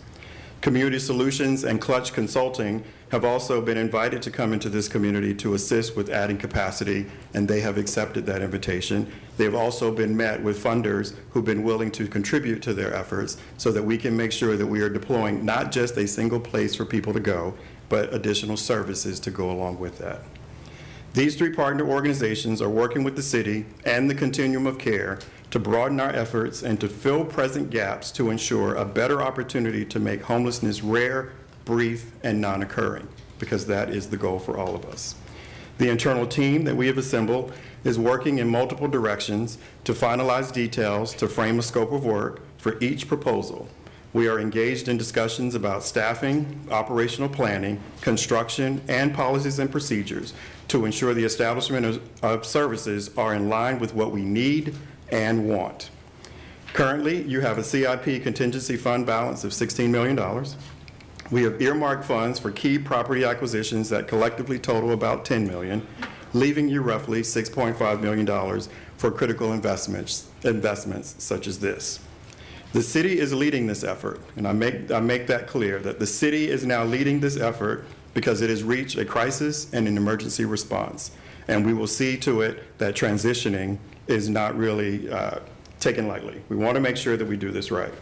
So the plan is to open a centralized one-stop homeless services center at 2000 Holiday Drive, featuring an overnight shelter, eventually a day shelter, comprehensive set of on-site wraparound services, connection to off-site services, transitional housing options for 18 months to 24 months longer-term stays after we get this facility open, and continued efforts to access permanent affordable housing. We remain confident that a long-term posture is desired for this shelter, so this is not a short-term proposition. This is to be available, period. And we anticipate a transition from emergency to permanent without ever closing the doors once they open. That was something that we did not know that we would even be able to do, and now we see that there's a chance to be able to do that.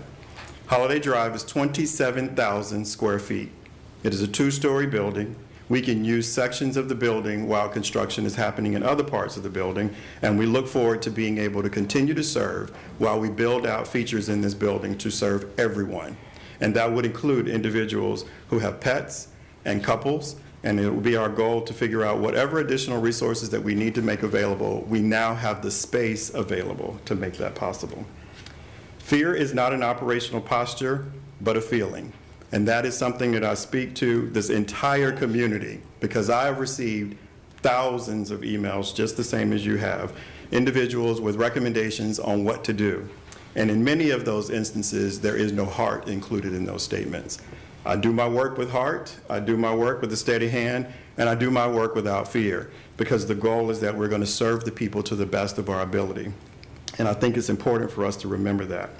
Suggesting that no one is working on the problem is an inaccurate statement. We've been dealing with this for a long time. 25 years is the number that I've been embracing. We have to own this problem and commit to the solutions together, and that is all of Charlottesville. And we need to remain focused on what has been accomplished and how close we are to deepening our investments, strengthening our continuum, and dare we say, ending homelessness for more people in this community. So I'm asking council to approve this item tonight. I'm asking for a 4/5 vote to waive the second reading to make it possible for us to continue to do this work that we're doing right now. Any questions? Thanks. Yeah, we'll start with some questions down on this end. Thank you for that. So just to be clear, the Clutch Community Solutions is looking at Direct to housing services. direct to housing services, Yes. and CAS is operating The emergency shelter shelter at this present time. Okay, and the And work. those are negotiations that are active, so that is what we are hoping to accomplish in the next 30 days. Great. And the transitional housing is an ongoing discussion with, and looking for that kind of space and property that would best fit With that need. movement as we speak. Things Okay. are moving as we speak. Great. I don't have any other questions. Thank you. We talked a lot about this sort of thing at 4 o'clock. I've got nothing new. Just for some additional clarity, first, I know you already touched on this, but roughly how much is currently in the CIP contingency fund and how much will be left after this? So there's 16 million, roughly 16 million. You're needing 4 for this, so they'll leave you a little over 2. Not including roughly 10 that is earmarked for other things related to acquisition. Right. And so this 4 million, is all of that going to go to CAS, or? No. The $4 million is actually what we're asking you to set aside within your CIP contingency so that we have it available. It'll be the amount of funds that will be used to pay their contract once we're able to get everything set up with them. The same for Clutch and Community Solutions. Those numbers aren't exact at this moment because the budgets that were provided were what we labeled worst case scenario, meaning the max capacity. The request from CAS is $3 million to serve 120 people. And so of this 3 million allocation, what would be the time period in terms of months that would cover for them to be able to operate Holiday Drive? 12 months. 12 months. So we would need to, after this, identify a way to either within our own city budget or our city budget in combination with other donors, cover about $3 million annually. Or more, depending on how we add to the service delivery that we offer, yes. Because this is one time, that's the reason for using your CIP contingency as a one-time source. But that's important, though. It'll have to, this is out of line from usual practice, and we will need to identify an ongoing funding source. Which we go into budget season beginning October 1st. Right. So. So obviously, we've had that Holiday Drive site for over a year at this point, and the big barrier for being able to be open it is there wasn't an operator in order to have 24/7 staffing on site, case management. Some of the physical updates we need to do to the building need to happen, but they could happen relatively quickly at a lower dollar amount. Right. But that's been the big barrier. Right. CAS solves that if and when, we're able to hire them on. Can you speak to some of what their model looks like in terms of the kind of rules and staffing they have in place at the low barrier shelters they operate? The initial test that we have done is that they are very reflective of what Pacham has provided for this community. So what folks have come to expect is the expectation there is where we are as a floor. The goal would be to work with CAS and make sure that we are able to embrace as much of what they've been using and what has worked, with also recognizing that if there are differences, then we need to work those out. Mm-hmm. I know just to go through some of the questions we've heard tonight and over the past many months, people who have concerns about storage of larger items. We have way more storage than we actually need at this present time. And CAS's model is that they provide substantial storage for the reason of understanding that people have a deep connection to what they've accumulated.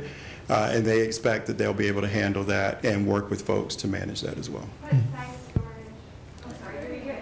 No questions. I can give you the answers, though. The point of that is, again, it is a 27,000 square foot office building. We do not have a concern of storage space at this present time. There will be a need for individuals to reduce what they have and try to bring what they can, but there is storage room available, and it will be a part of the procedures to ensure that every individual who chooses to come to this facility will have a place for things to be held away from them and even with them. We can do both, and that is part of the process that we will be working out with them. Mm-hmm. And I know for Pacham and many other low barrier shelters, for those who are single individuals, the option of having female and male sides as a choice to be able to go to, will that be able to exist within the facility? Yes, and we've had conversation about actually being able to keep known couples together. That is something that I have asked about as well. That's a question. We still have to work that out and determine how to go about doing that. We are very conscious of the idea that in the conversations with CAS, when they simply indicated to us that there was a possibility that we will not have to close the doors, which is what we've been anticipating. We thought we would open this shelter temporarily, we would have Pacham open, shut this shelter service down, and then reopen it at some point in the near future. That is now not going to need to be the case, because we should be able to build around the presence of individuals there because the space is large enough for that. We have 12 months in this emergency posture as identified by our building official, so we are incentivized to move quickly and make sure that we continue to make improvements to the building. Mm-hmm. Before anyone moves into the building, there will be some minor construction work to be done. We're finalizing those details, and that is not being paid for by this $4 million. That is being paid for by local philanthropy. Mm-hmm. I know, obviously, one of the other questions we've gotten is about pets. Is it known at this point what the approach would be in terms of how they staff the facility? Yes, they've confirmed for us that they do service people with pets, and that is part of their process. So we have to look at their procedures to determine how that is done. That has not been a practice here, so we are adding to that benefit. So hopefully we can help individuals who have historically not been able to come inside for that reason. Mm-hmm. And not to get us too far afield from this agenda item tonight, but it does raise some things we heard earlier. If you're able to, could you talk about where Vista 29 currently stands, which is 80 units of permanent supportive housing for people who move out of homelessness into those permanent supportive housing units? Some of the casework, and you might be able to speak to that directly, but the intention was that we would hope that we could begin to identify individuals who will be eligible for Vista 29, and when those units come online at the end of the year, they'd be able to be transferred to that location. The folks, Support Works has indicated a desire to be on site at Holiday Drive once the doors open so that they can directly do that work, and we have intended to make sure that that is possible for them to do. And is it still the expectation at this point that the construction of Vista 29 would be finished by the end of this year for people to be able to begin to move in? All that I've heard is the end of the year. Is that the same? November, December? November 1st is the latest information. Okay, November 1st. And at this point, has the city identified other locations just at like a strategic planning level that could be used for additional permanent supportive housing? I mean, we have the Avon Levy site that we own that's been part of our conversation as to what becomes of that. For me, the desire was to see that we could get a shelter facility in place because it's been missing, that we could get Vista 29 online, get individuals into that space, and then make an assessment as to where we are. That then helps inform what happens with the Avon Levy site that the city has under control. And we know that there are additional conversations about more permanent supportive housing units coming based on other investments that you've made. And again, as you highlighted earlier, of that $7 million that came from the state, $4 million is earmarked for investments in future transitional housing, Right. which could either be permanent supportive housing or another type of transitional housing. Yes, I would hope to do another type of transitional housing that does not exist. That exists, but not here. Not here, thank you. I know those plans are very preliminary, with a long way to go, but could you speak at all about what that would kind of look The like? concept that I know that is missing within our continuum is a gap, that if we open the door and say 120 people moved into shelter, it is important for us to start moving people out of that. There's no permanency in that. That is not the intention. So where do they go? Well, if we don't have enough units available, permanent units, they can sign a lease and be able to sustain themselves, then there might be an opportunity for there to be a mid-step. And the mid-step would be a property that is owned, that is depressed in cost because it's covered by the city, any other entity, and it makes it possible for the rent that is attainable, the individual can make that rent payment, and they can stay there 18, 24 months while they figure out other things, work with case managers, work through wraparound services, and eventually move into a permanent rental situation. We don't have those units here today, and we need that. That's a mid-step, and that's a step that I wanted to prioritize as a part of this transition effort. Mhm.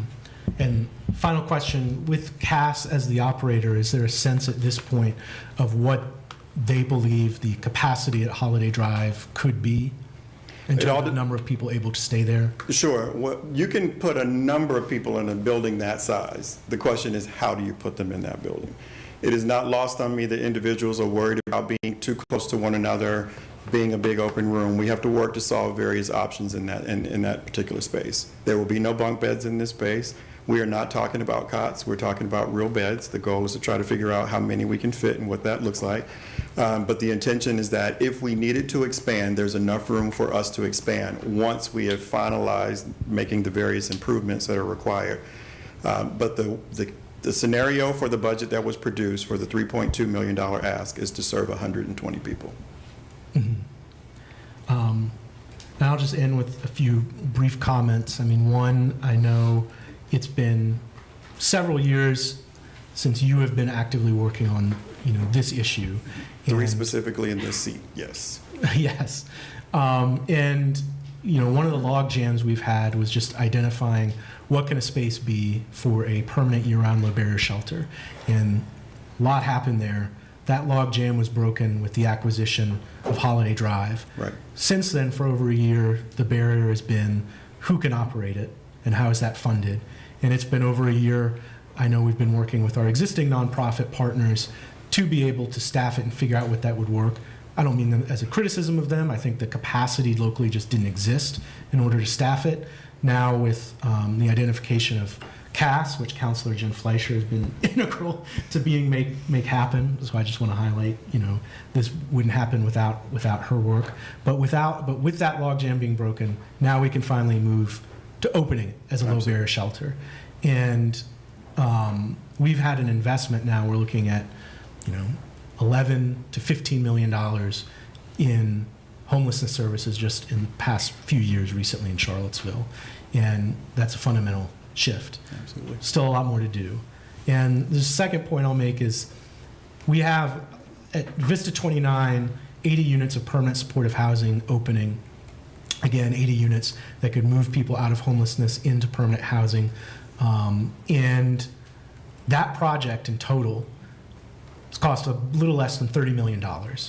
And it's been done with a partnership between Charlottesville, Albemarle County, Support Works, Piedmont Housing Alliance, Charlottesville Area Community Foundation, low-income housing tax credits at a national level, And again, just to build it has been about $30 million. And then there's going to be substantial ongoing costs in terms of maintenance, case managers, other things. And I know there are people in the audience tonight who I think very correctly identified we have to build more permanent supportive housing for people to move into. And I just highlight that because that project alone has been at least $30 million with those amount of partnerships needed to get it done. We've, as you talked about, identified with Avon Levy a potential site for future permanent supportive housing, looking at other non-permanent supportive housing models as well. It is very complex, and the city never is able to do it alone. It requires partnerships, years of work, and tens of millions of dollars. And I would encourage anyone in the audience, and I'm sure that I know there are people already doing this kind of work, if you're interested in it, on your own, look through property listings in the community, see what's for sale, look at what would it look like to be able to acquire that site. If there are renovations needed on that site, what is the amount of money and work, volunteer labor that would need to go into renovating it? Depending if it's a multi-unit building, would you need staffing? Would you need case managers on site? What is that going to cost? For those, try to identify, if you're going to take out a loan to do that work, what is that going to look like? What is the interest rate going to be? How are you going to pay back that loan? And I say that not facetiously. I mean, there are groups in the community who have done that at smaller scales in the past and been able to open up housing for people who are experiencing homelessness. And if there are things you identify and you say, hey, maybe we could get this done if there was some additional money from the city, you can always come to the city and make that request. Maybe it doesn't get funded, make it through other things we're comparing. But I mean, that's the kind of work for years we've been trying to do as a city. And again, we can't do it alone. And I know, I'm sure with Cass being, hopefully hired as to operate Holiday Drive, I would just end by I think I've heard this said, it's not about replacing the work of our existing nonprofits locally. It's about expanding our capacity so we can serve more people. So this really is not about replacing any of the work that's been happening. It's about expanding our capacity overall locally, which just was not sufficient to open a year-round low-barrier shelter at this point. So that's it for me. Thanks for that. I have some questions too, but I want to kind of jump on to what you've said to add a couple of things that the city's been doing. Not just in the 11 to 15 million that you cited in the list that you gave us, but because we know that shelters are not the end stop, right. There needs to be somewhere after that, and the jump between market rate housing and shelter is enormous. Mm-hmm. So the city has also been investing over $10 million annually in low-income housing. You've seen construction projects all over town adding units to our low-income housing capacity. Our public housing sites. Our public housing sites. And then last year, I think that was last year, we also purchased the Carlton Mobile Home Park, which will go from, which will be redeveloped conscientiously with non-displacement for those residents, while increasing the amount of dedicated capital A affordable housing on that site in town. So those are additional existing projects that the city is helping fund.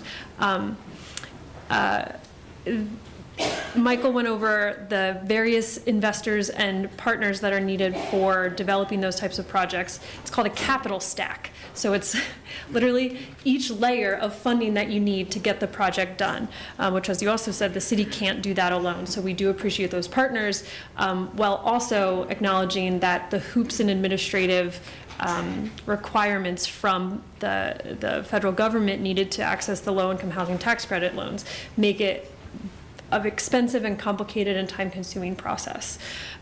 So all of that is also going on. We know there is no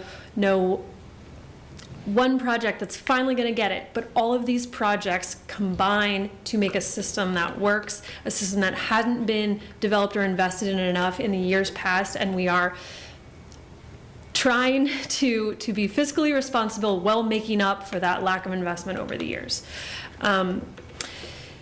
So some questions I have about your presentation. Can you talk a little bit more about Cass? We all hear Arizona in the name and wondering, how did they find us? How did we find them? And what are their operations and experience like that make it a good fit for this project? CAS stands for Central Arizona Shelter Services. They've been in operation since 1984. I believe they're operating 16 different locations across the state of Arizona today. They have a robust program that they replicate in multiple communities. There happened to be an individual on their team who is here. I think the family connection is here, and this individual happens to be here. Through conversations, through one very spirited young lady who has been working very hard on this issue, came across an individual who was interested in having conversations about what we can do based on what we've done, Ms. Weisher. And from that, we were able to dig deep into this conversation, and we have become satisfied with what we've learned. We still have questions. It's not to say that it's a done deal. That's why there's no contract being presented tonight. This is just asking for the resources to commit that the invitation was extended, their board accepted, and now the goal is for us to execute what it means to negotiate, come to terms, and hopefully start a great working relationship that leads to servicing our community well. Okay, great. So there was a local connection, outreach was made, and it turns out their experience is running shelters essentially just like this. Right. Okay, great. One of their challenges, or one of their tasks, will be to hire folks to staff this. Yes. I assume they're going to bring in some professionals, but also hire locally. Is that the idea? The goal is to hire locally. They would love to be able to hire locally across the board, but we know that we have a contracted market because I can't fill every position that the city has. We've been very clear to them in that conversation. If it came down to it, they would send folks here if we had to be able to open up. We don't want to do that unless we just have to. The supports will be there, so I would imagine that some people are going to come out here to help show our individuals how to do it. But we are in direct conversations with BRAC, with Pacham, with the Haven, hopefully trying to figure out ways that we can support the staffing needs through their help. Our HR director will be meeting with CAS's HR director in the next few days. The goal is to try to make sure that we can link with them and do things to support them being able to find the individuals who are interested in doing this work. Okay, so that's another call to look at. If anyone It's a call knows to anybody action, or has yeah. the skill set, please keep an eye on that. There are hiring multiple page. advertisements going up for various positions. They'll be going up very soon. Okay, great. And you mentioned it's a 2-floor building. Yes. 2000 Holiday Drive-In. I know we had concerns about accessibility. Is the plan for most folks to be on the ground floor? The temporary emergency shelter will only operate on the first floor. Okay, So great. that means that the second floor will go under construction first. Okay, thanks. And then something that we've heard a lot is people suggesting other properties around town where shelters might be useful, such as Kmart and other empty spaces. How come those are not part of the conversation right now? Do we own those spaces? No, we did exhaustive work to try to identify opportunities for space. We landed initially on the Cherry Avenue thrift store site because the Salvation Army indicated an interest to be a part of helping solve the problem in a different way. That was met with pushback, so we ended up having to move past that. And with your direction that you wanted a place before there was ever going to be any consideration of an ordinance of any kind, then the goal was to just find a place that was probably big enough to solve the needs that we have. The site that we currently have on Holiday Drive was available, has been available for quite some time. I resisted buying it because it was $6.2 million to acquire it. My desire was that we could use that same $6.2 million to do other things, but we would not be able to have a shelter with that $6.2 million. And then once we exhausted all spaces and I looked at all options that we had, then we came back to Holiday Drive, and that is the reason for buying Holiday Drive. And it's more than just the building today. There is buildable land that is there as well, so there will be an opportunity for us to consider that down the road. But the 27,000 square foot space was deemed to be more than sufficient for what we were thinking about doing. Again, not looking at this being permanent, but a place to land before you then begin your journey. That's the whole point. Okay. The Kmart building is not ours. The Kmart building has a restriction by the owners for any housing use whatsoever. That is the reason why it still sits in its current condition. And it's not for sale? And it is not for sale. Great, thank you. One other question that wasn't mentioned tonight, but I know our team internally has been working on it, so I just want to mention it. The transit team at CAT is working on adding bus stops in the area. We're adding a bus stop basically in front of KFC. That was a decision that we made separate from this, but thought that we would improve that area by doing that as well, timing it with this. That work has already begun, so the design work has already been initiated, and the goal would be that we would get that bus stop there as soon as possible. Separate from that, there has been conversation about being able to create some sort of transit loop from 2000 Holiday Drive so that not everyone would be forced to walk to the bus stop, that there might be ways for us to do something at the site. That is a to be determined. That might be something that we could pull off, and I've actually looked into, is there a possibility of us being able to donate a cab bus to that service? Not a bus, but the smaller ones. So we're looking at every option that is available at this time. Okay, so there will be both northbound and southbound. That's correct. And that's the reason for somewhat adding the bus adjacent. stop, to ensure that it'd be accessible on both sides. Okay, great, thanks. Those are all my questions. I just want to note that she's not just a spirited young lady, but she's also a hardworking public health professional and elected official. Yes, all those things. Yeah.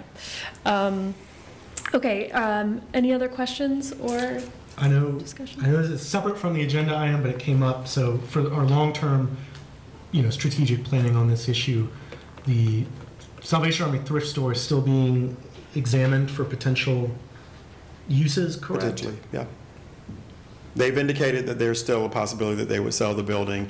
We've indicated that we have an interest in the building, multiple reasons for that interest, so that might be how they close their capital campaign gap as well. That was part of my reason for bringing it up to them. And so not only is Vista 29 opening up this year, but when the Center of Hope is open, that's another It will double their 100 number and of some beds. beds as well of, that's high barrier shelter, but it Yes. is shelter. Correct. Okay, And the only other thing is just, as we're discussing, I would be interested at some point, as I'm sure it's probably already planned, just a work session at some point looking at beyond the housing element, Region 10, the system of resources for mental health, addiction support, because I think that is a whole other can of worms that we have to wrap our minds and arms around as a city. You're in my head. Yes, got it. Yeah, I just want to throw one thing in that loop as well. We are, thanks to the generosity of the folks that were able and willing to speak with us during the assessment, we have identified a handful of folks who we'd like to get right into housing that's available, working with, again, the COC and BRAC to make those connections, folks who, that might be a good fit if they're willing. So that work is beginning now, but also UVA Health, as part of that assessment team, is working at its highest levels to support both the shelter and the transition as much as possible. We're researching a lot of options there, but particularly clinical, mental and physical health, clinical services on site at the shelter. So those conversations have begun, and we're waiting to hear back on how that might expand our offering beyond the robust case management that CAS brings to its shelters, which we will also have here, so that there would be that mental health support in particular on site, and better access for guests staying with us. And again, details are coming together rapidly. I'm in this conversation every single day. And the goal is for us to try to push through and get clarity and get information out. We are working on getting more information out more regularly. As things are finalized, they will become available. There is no intention of us trying to hold back and keep anyone in the dark. The goal would be that we could quickly figure out what the true details are so that folks can actually begin to make their arrangements. so we want to make sure we have everything right That before is we correct. announce it. And Yeah. what is our communication strategy? We're still working on that because we've had the assessment team actually being available, so we're still working through what is the best avenue for doing that. And the goal will be that there's not just one way, because I know that doesn't work. Okay. Any other questions up here? Is there a motion? Wait, I get to do the motion. Hold on. And remember, the 4/5 vote is what I'm also asking After you to this, at the consider. end of the We meeting. have a, not specific for this event, but we have second public comment after this, as long as you weren't called in the first public comment. But like you guys vote before we get to give our input on it? This is not a public hearing. Oh, the 4/5 part is not part of it. So I move that we adopt the resolution to allocate $4 million of capital improvement program contingency funds, with waiving our second reading with a 4/5 vote as recommended by the city manager. Second? Second. All right, please cast your votes.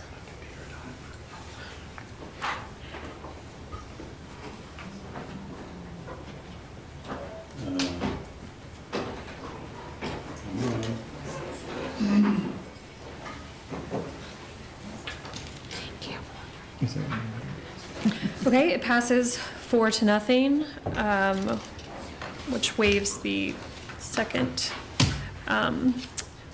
vote. We are now at, thank you for the presentation. We are now at the final speaking opportunity for members of the public.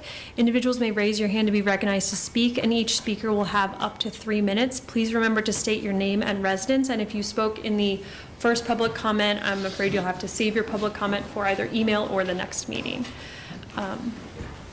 Who would like to go first? Yep, ma'am in the cardigan.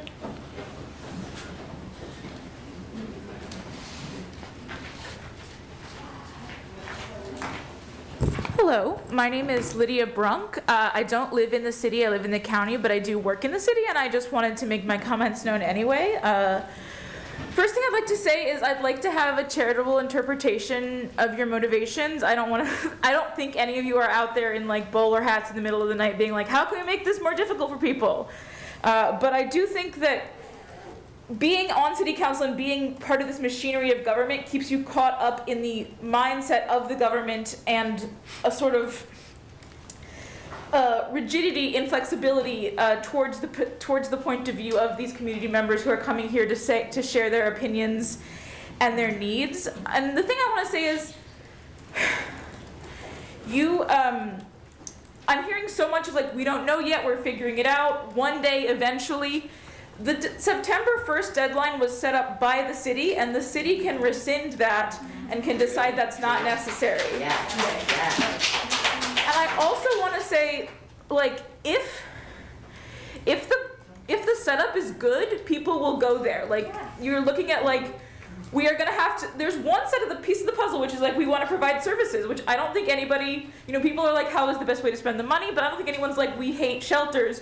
We would hate it if there was a shelter available. I think people are like, we hate it that you are going to use this shelter as a way to say, like, we're gonna coercively punish you for living outside because this shelter is available, whether or not it actually is available, whether or not it actually meets your needs. So ultimately, I think you're planning on spending a lot of public money and resources, again, not for me, but for the city, and building this shelter. And the other question is, like, people are currently in a place, yes, I don't think anyone is like, this is the best possible option. It's hard to hear about stuff that goes on there that's not great, but, I would like if everyone lived in a house tomorrow, but there's not the money or the will to do that. So barring that, what is it that the people who are actually in this situation want? What is it that they are asking for? And they are asking not to be displaced. And can we give up some of our collective comfort in order to ensure their safety and their self-determination? If we're willing to say, here's a place for you guys that we're gonna set up and establish, can we say, what about the place where you already are? Is it okay if we give up some of the access to the general public to that space, or the general public's comfort, in order to allow people who have established lives there to continue to remain there as long as they need to do so? Thank you very much. Thank you. Is there anyone else who'd like to speak? Yes.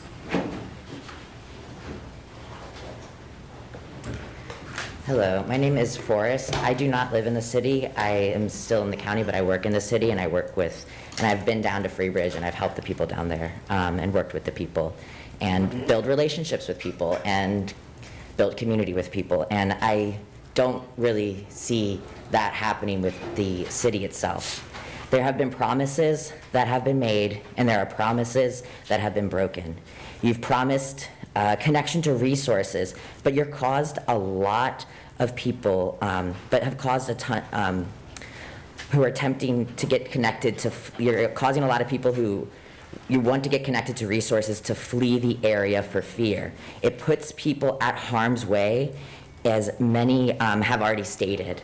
But the real question is, okay, what is the plan if the shelter's not ready by September 1st? If you're going to just make people flee the area and not give them anywhere to go, what are you actually expecting to happen there? You're leaving vulnerable human beings in limbo at the hands of strangers. It's not harm reductive or trauma informed and will further harm and cause distrust. But there's a question here about what is the difference between what you guys are saying, which is what's honesty and what is transparency. So honesty, right? We're gonna do this, but we're not really seeing from you all what transparency looks like.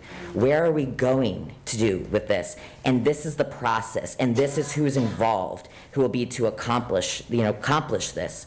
We need transparency. It allows folks to make informed decisions and acknowledges their autonomy and choice.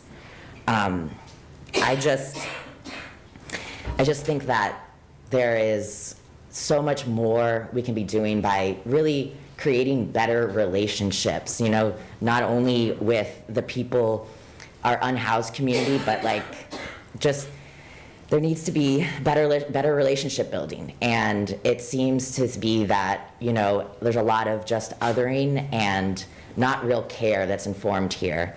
And again, what are you all planning to do after September 1st? What does that plan look like? Are we just going to arrest every single person we see down there that looks potentially unhoused and they have nowhere to go? So there's no transparency, and that's, I think, what people are really asking for and want to see too. So that's all.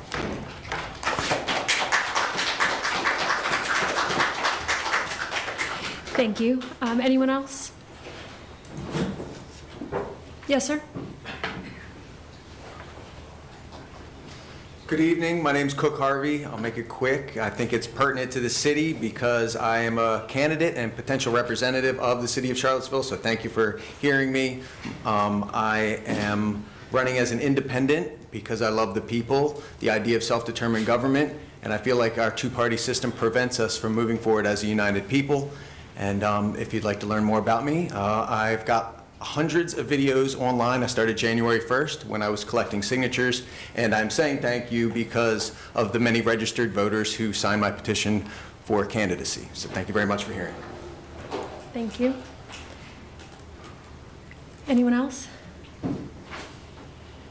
Lizzie, I'm sorry, your first one counted. Could my friend go and see her next to me? Let me check. I don't fully understand the question. Lizzie was signed up earlier, ceded her time to someone else. Can someone else go and cede their time to Lizzie? No. Yes. Okay. Would someone like to stand up to cede their time? Okay, great. Hi, I'm Catherine Muller. I'm ceding my time to Lizzie. Can you make it? Yeah, perfect. Okay, hi, I'm Lizzie. Thanks for letting me talk. I had a speech prepared for earlier, but I will just try to draw out the most salient points. So I used to be a math teacher, so I did some calculations, and the $3 million for CAS to run this shelter doesn't make sense to me. Basically, okay, I'm gonna zoom out a little bit. I think that, like Lydia said, you guys are too city-brained, and you're not actually thinking about what if we just solved the problem? What if people just had housing? You're like, how can we make this shelter work? And then another shelter, and then another shelter that also has rules. But what if people just had places to live? And if you're gonna spend $3 million for 120 people to live in 1 year on this congregate shelter, that same $3 million could actually be if you found a place that was the rent and everything was $1,000 per person, that would be 1 1/3 years for 120 people. So it's actually cheaper to just put people in housing, if you had approved building it, than to pay an outside organization that's probably not gonna hire local people, because if the local capacity doesn't exist, how could it magically exist after you give $3 million to an out-of-state company? That doesn't make sense to me. So I think you should just give people housing. It's stupid. Another way that you could consider giving people housing is that in Bellingham, Washington, and other places across the country, they built tiny house villages so that everybody has an 8x12 home. Oh, yeah. And And it has a locking door. People can't steal your stuff if you have a locking door. You're probably also not going to get raped. It also has heating, so there probably wouldn't be fires. It solves almost all of the problems that you guys say you care about. And it also like gives people their own privacy and however much storage they want. They can treat it however they want. They can do whatever they want because it's their house. It's like homelessness ends when people get houses. I don't know. I feel like it's simple, but you guys don't get it. Anyways, the good news is that it's super affordable in Bellingham. They do it for $1.2 million. They got 40 units. And like I said, each unit has electricity and heat and insulation, so it's like quiet. There's no like you wouldn't be bothered the same way you would be sharing a room with 80 other people or whatever. And then they have communal kitchens, communal laundry and bathrooms, and it's like peer and co-led. So that seems like a really great option. I think most recently it took them 18 months to build the 40 units. So you guys could start on that now. Like you don't need to find necessarily even a suitable piece of land. You are the city, you own parks. You could take part of the park and make it a tiny house village and give people houses. I do also want to say another option for getting more money is the overtime that you're paying the police to harass these people right now. I don't know. Yeah, all of that, the overtime budget in 2026 is $1.2 million. So you could literally take the police overtime and provide housing for 40 people, but instead of that, you're going to give $3 million to a random Arizona company. It doesn't make sense. Thank you.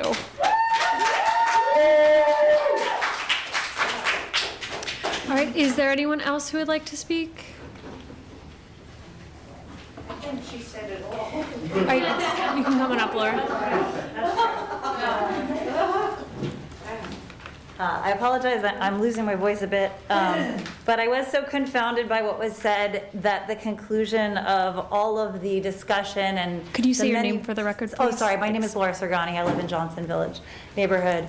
I just can't find anywhere where a sane or compassionate person would listen to everything that you all just laid out and come to the conclusion that September 1st is a great time to evict everyone from where they currently are based on everything you just said about the $30 million with multiple organizations working together and multiple municipalities working together, whether you're talking about a temporary shelter, whether you're talking about long-term housing. You've identified that these are we need an any and all solution, and you're hearing creative any and all solutions. And I would say, as a person who works in research, the solution and what you should allocate this $4 million to, and what it seems you have the ability to allocate this $4 million to, is to the requests of the people that it's supposed to be serving. Yeah!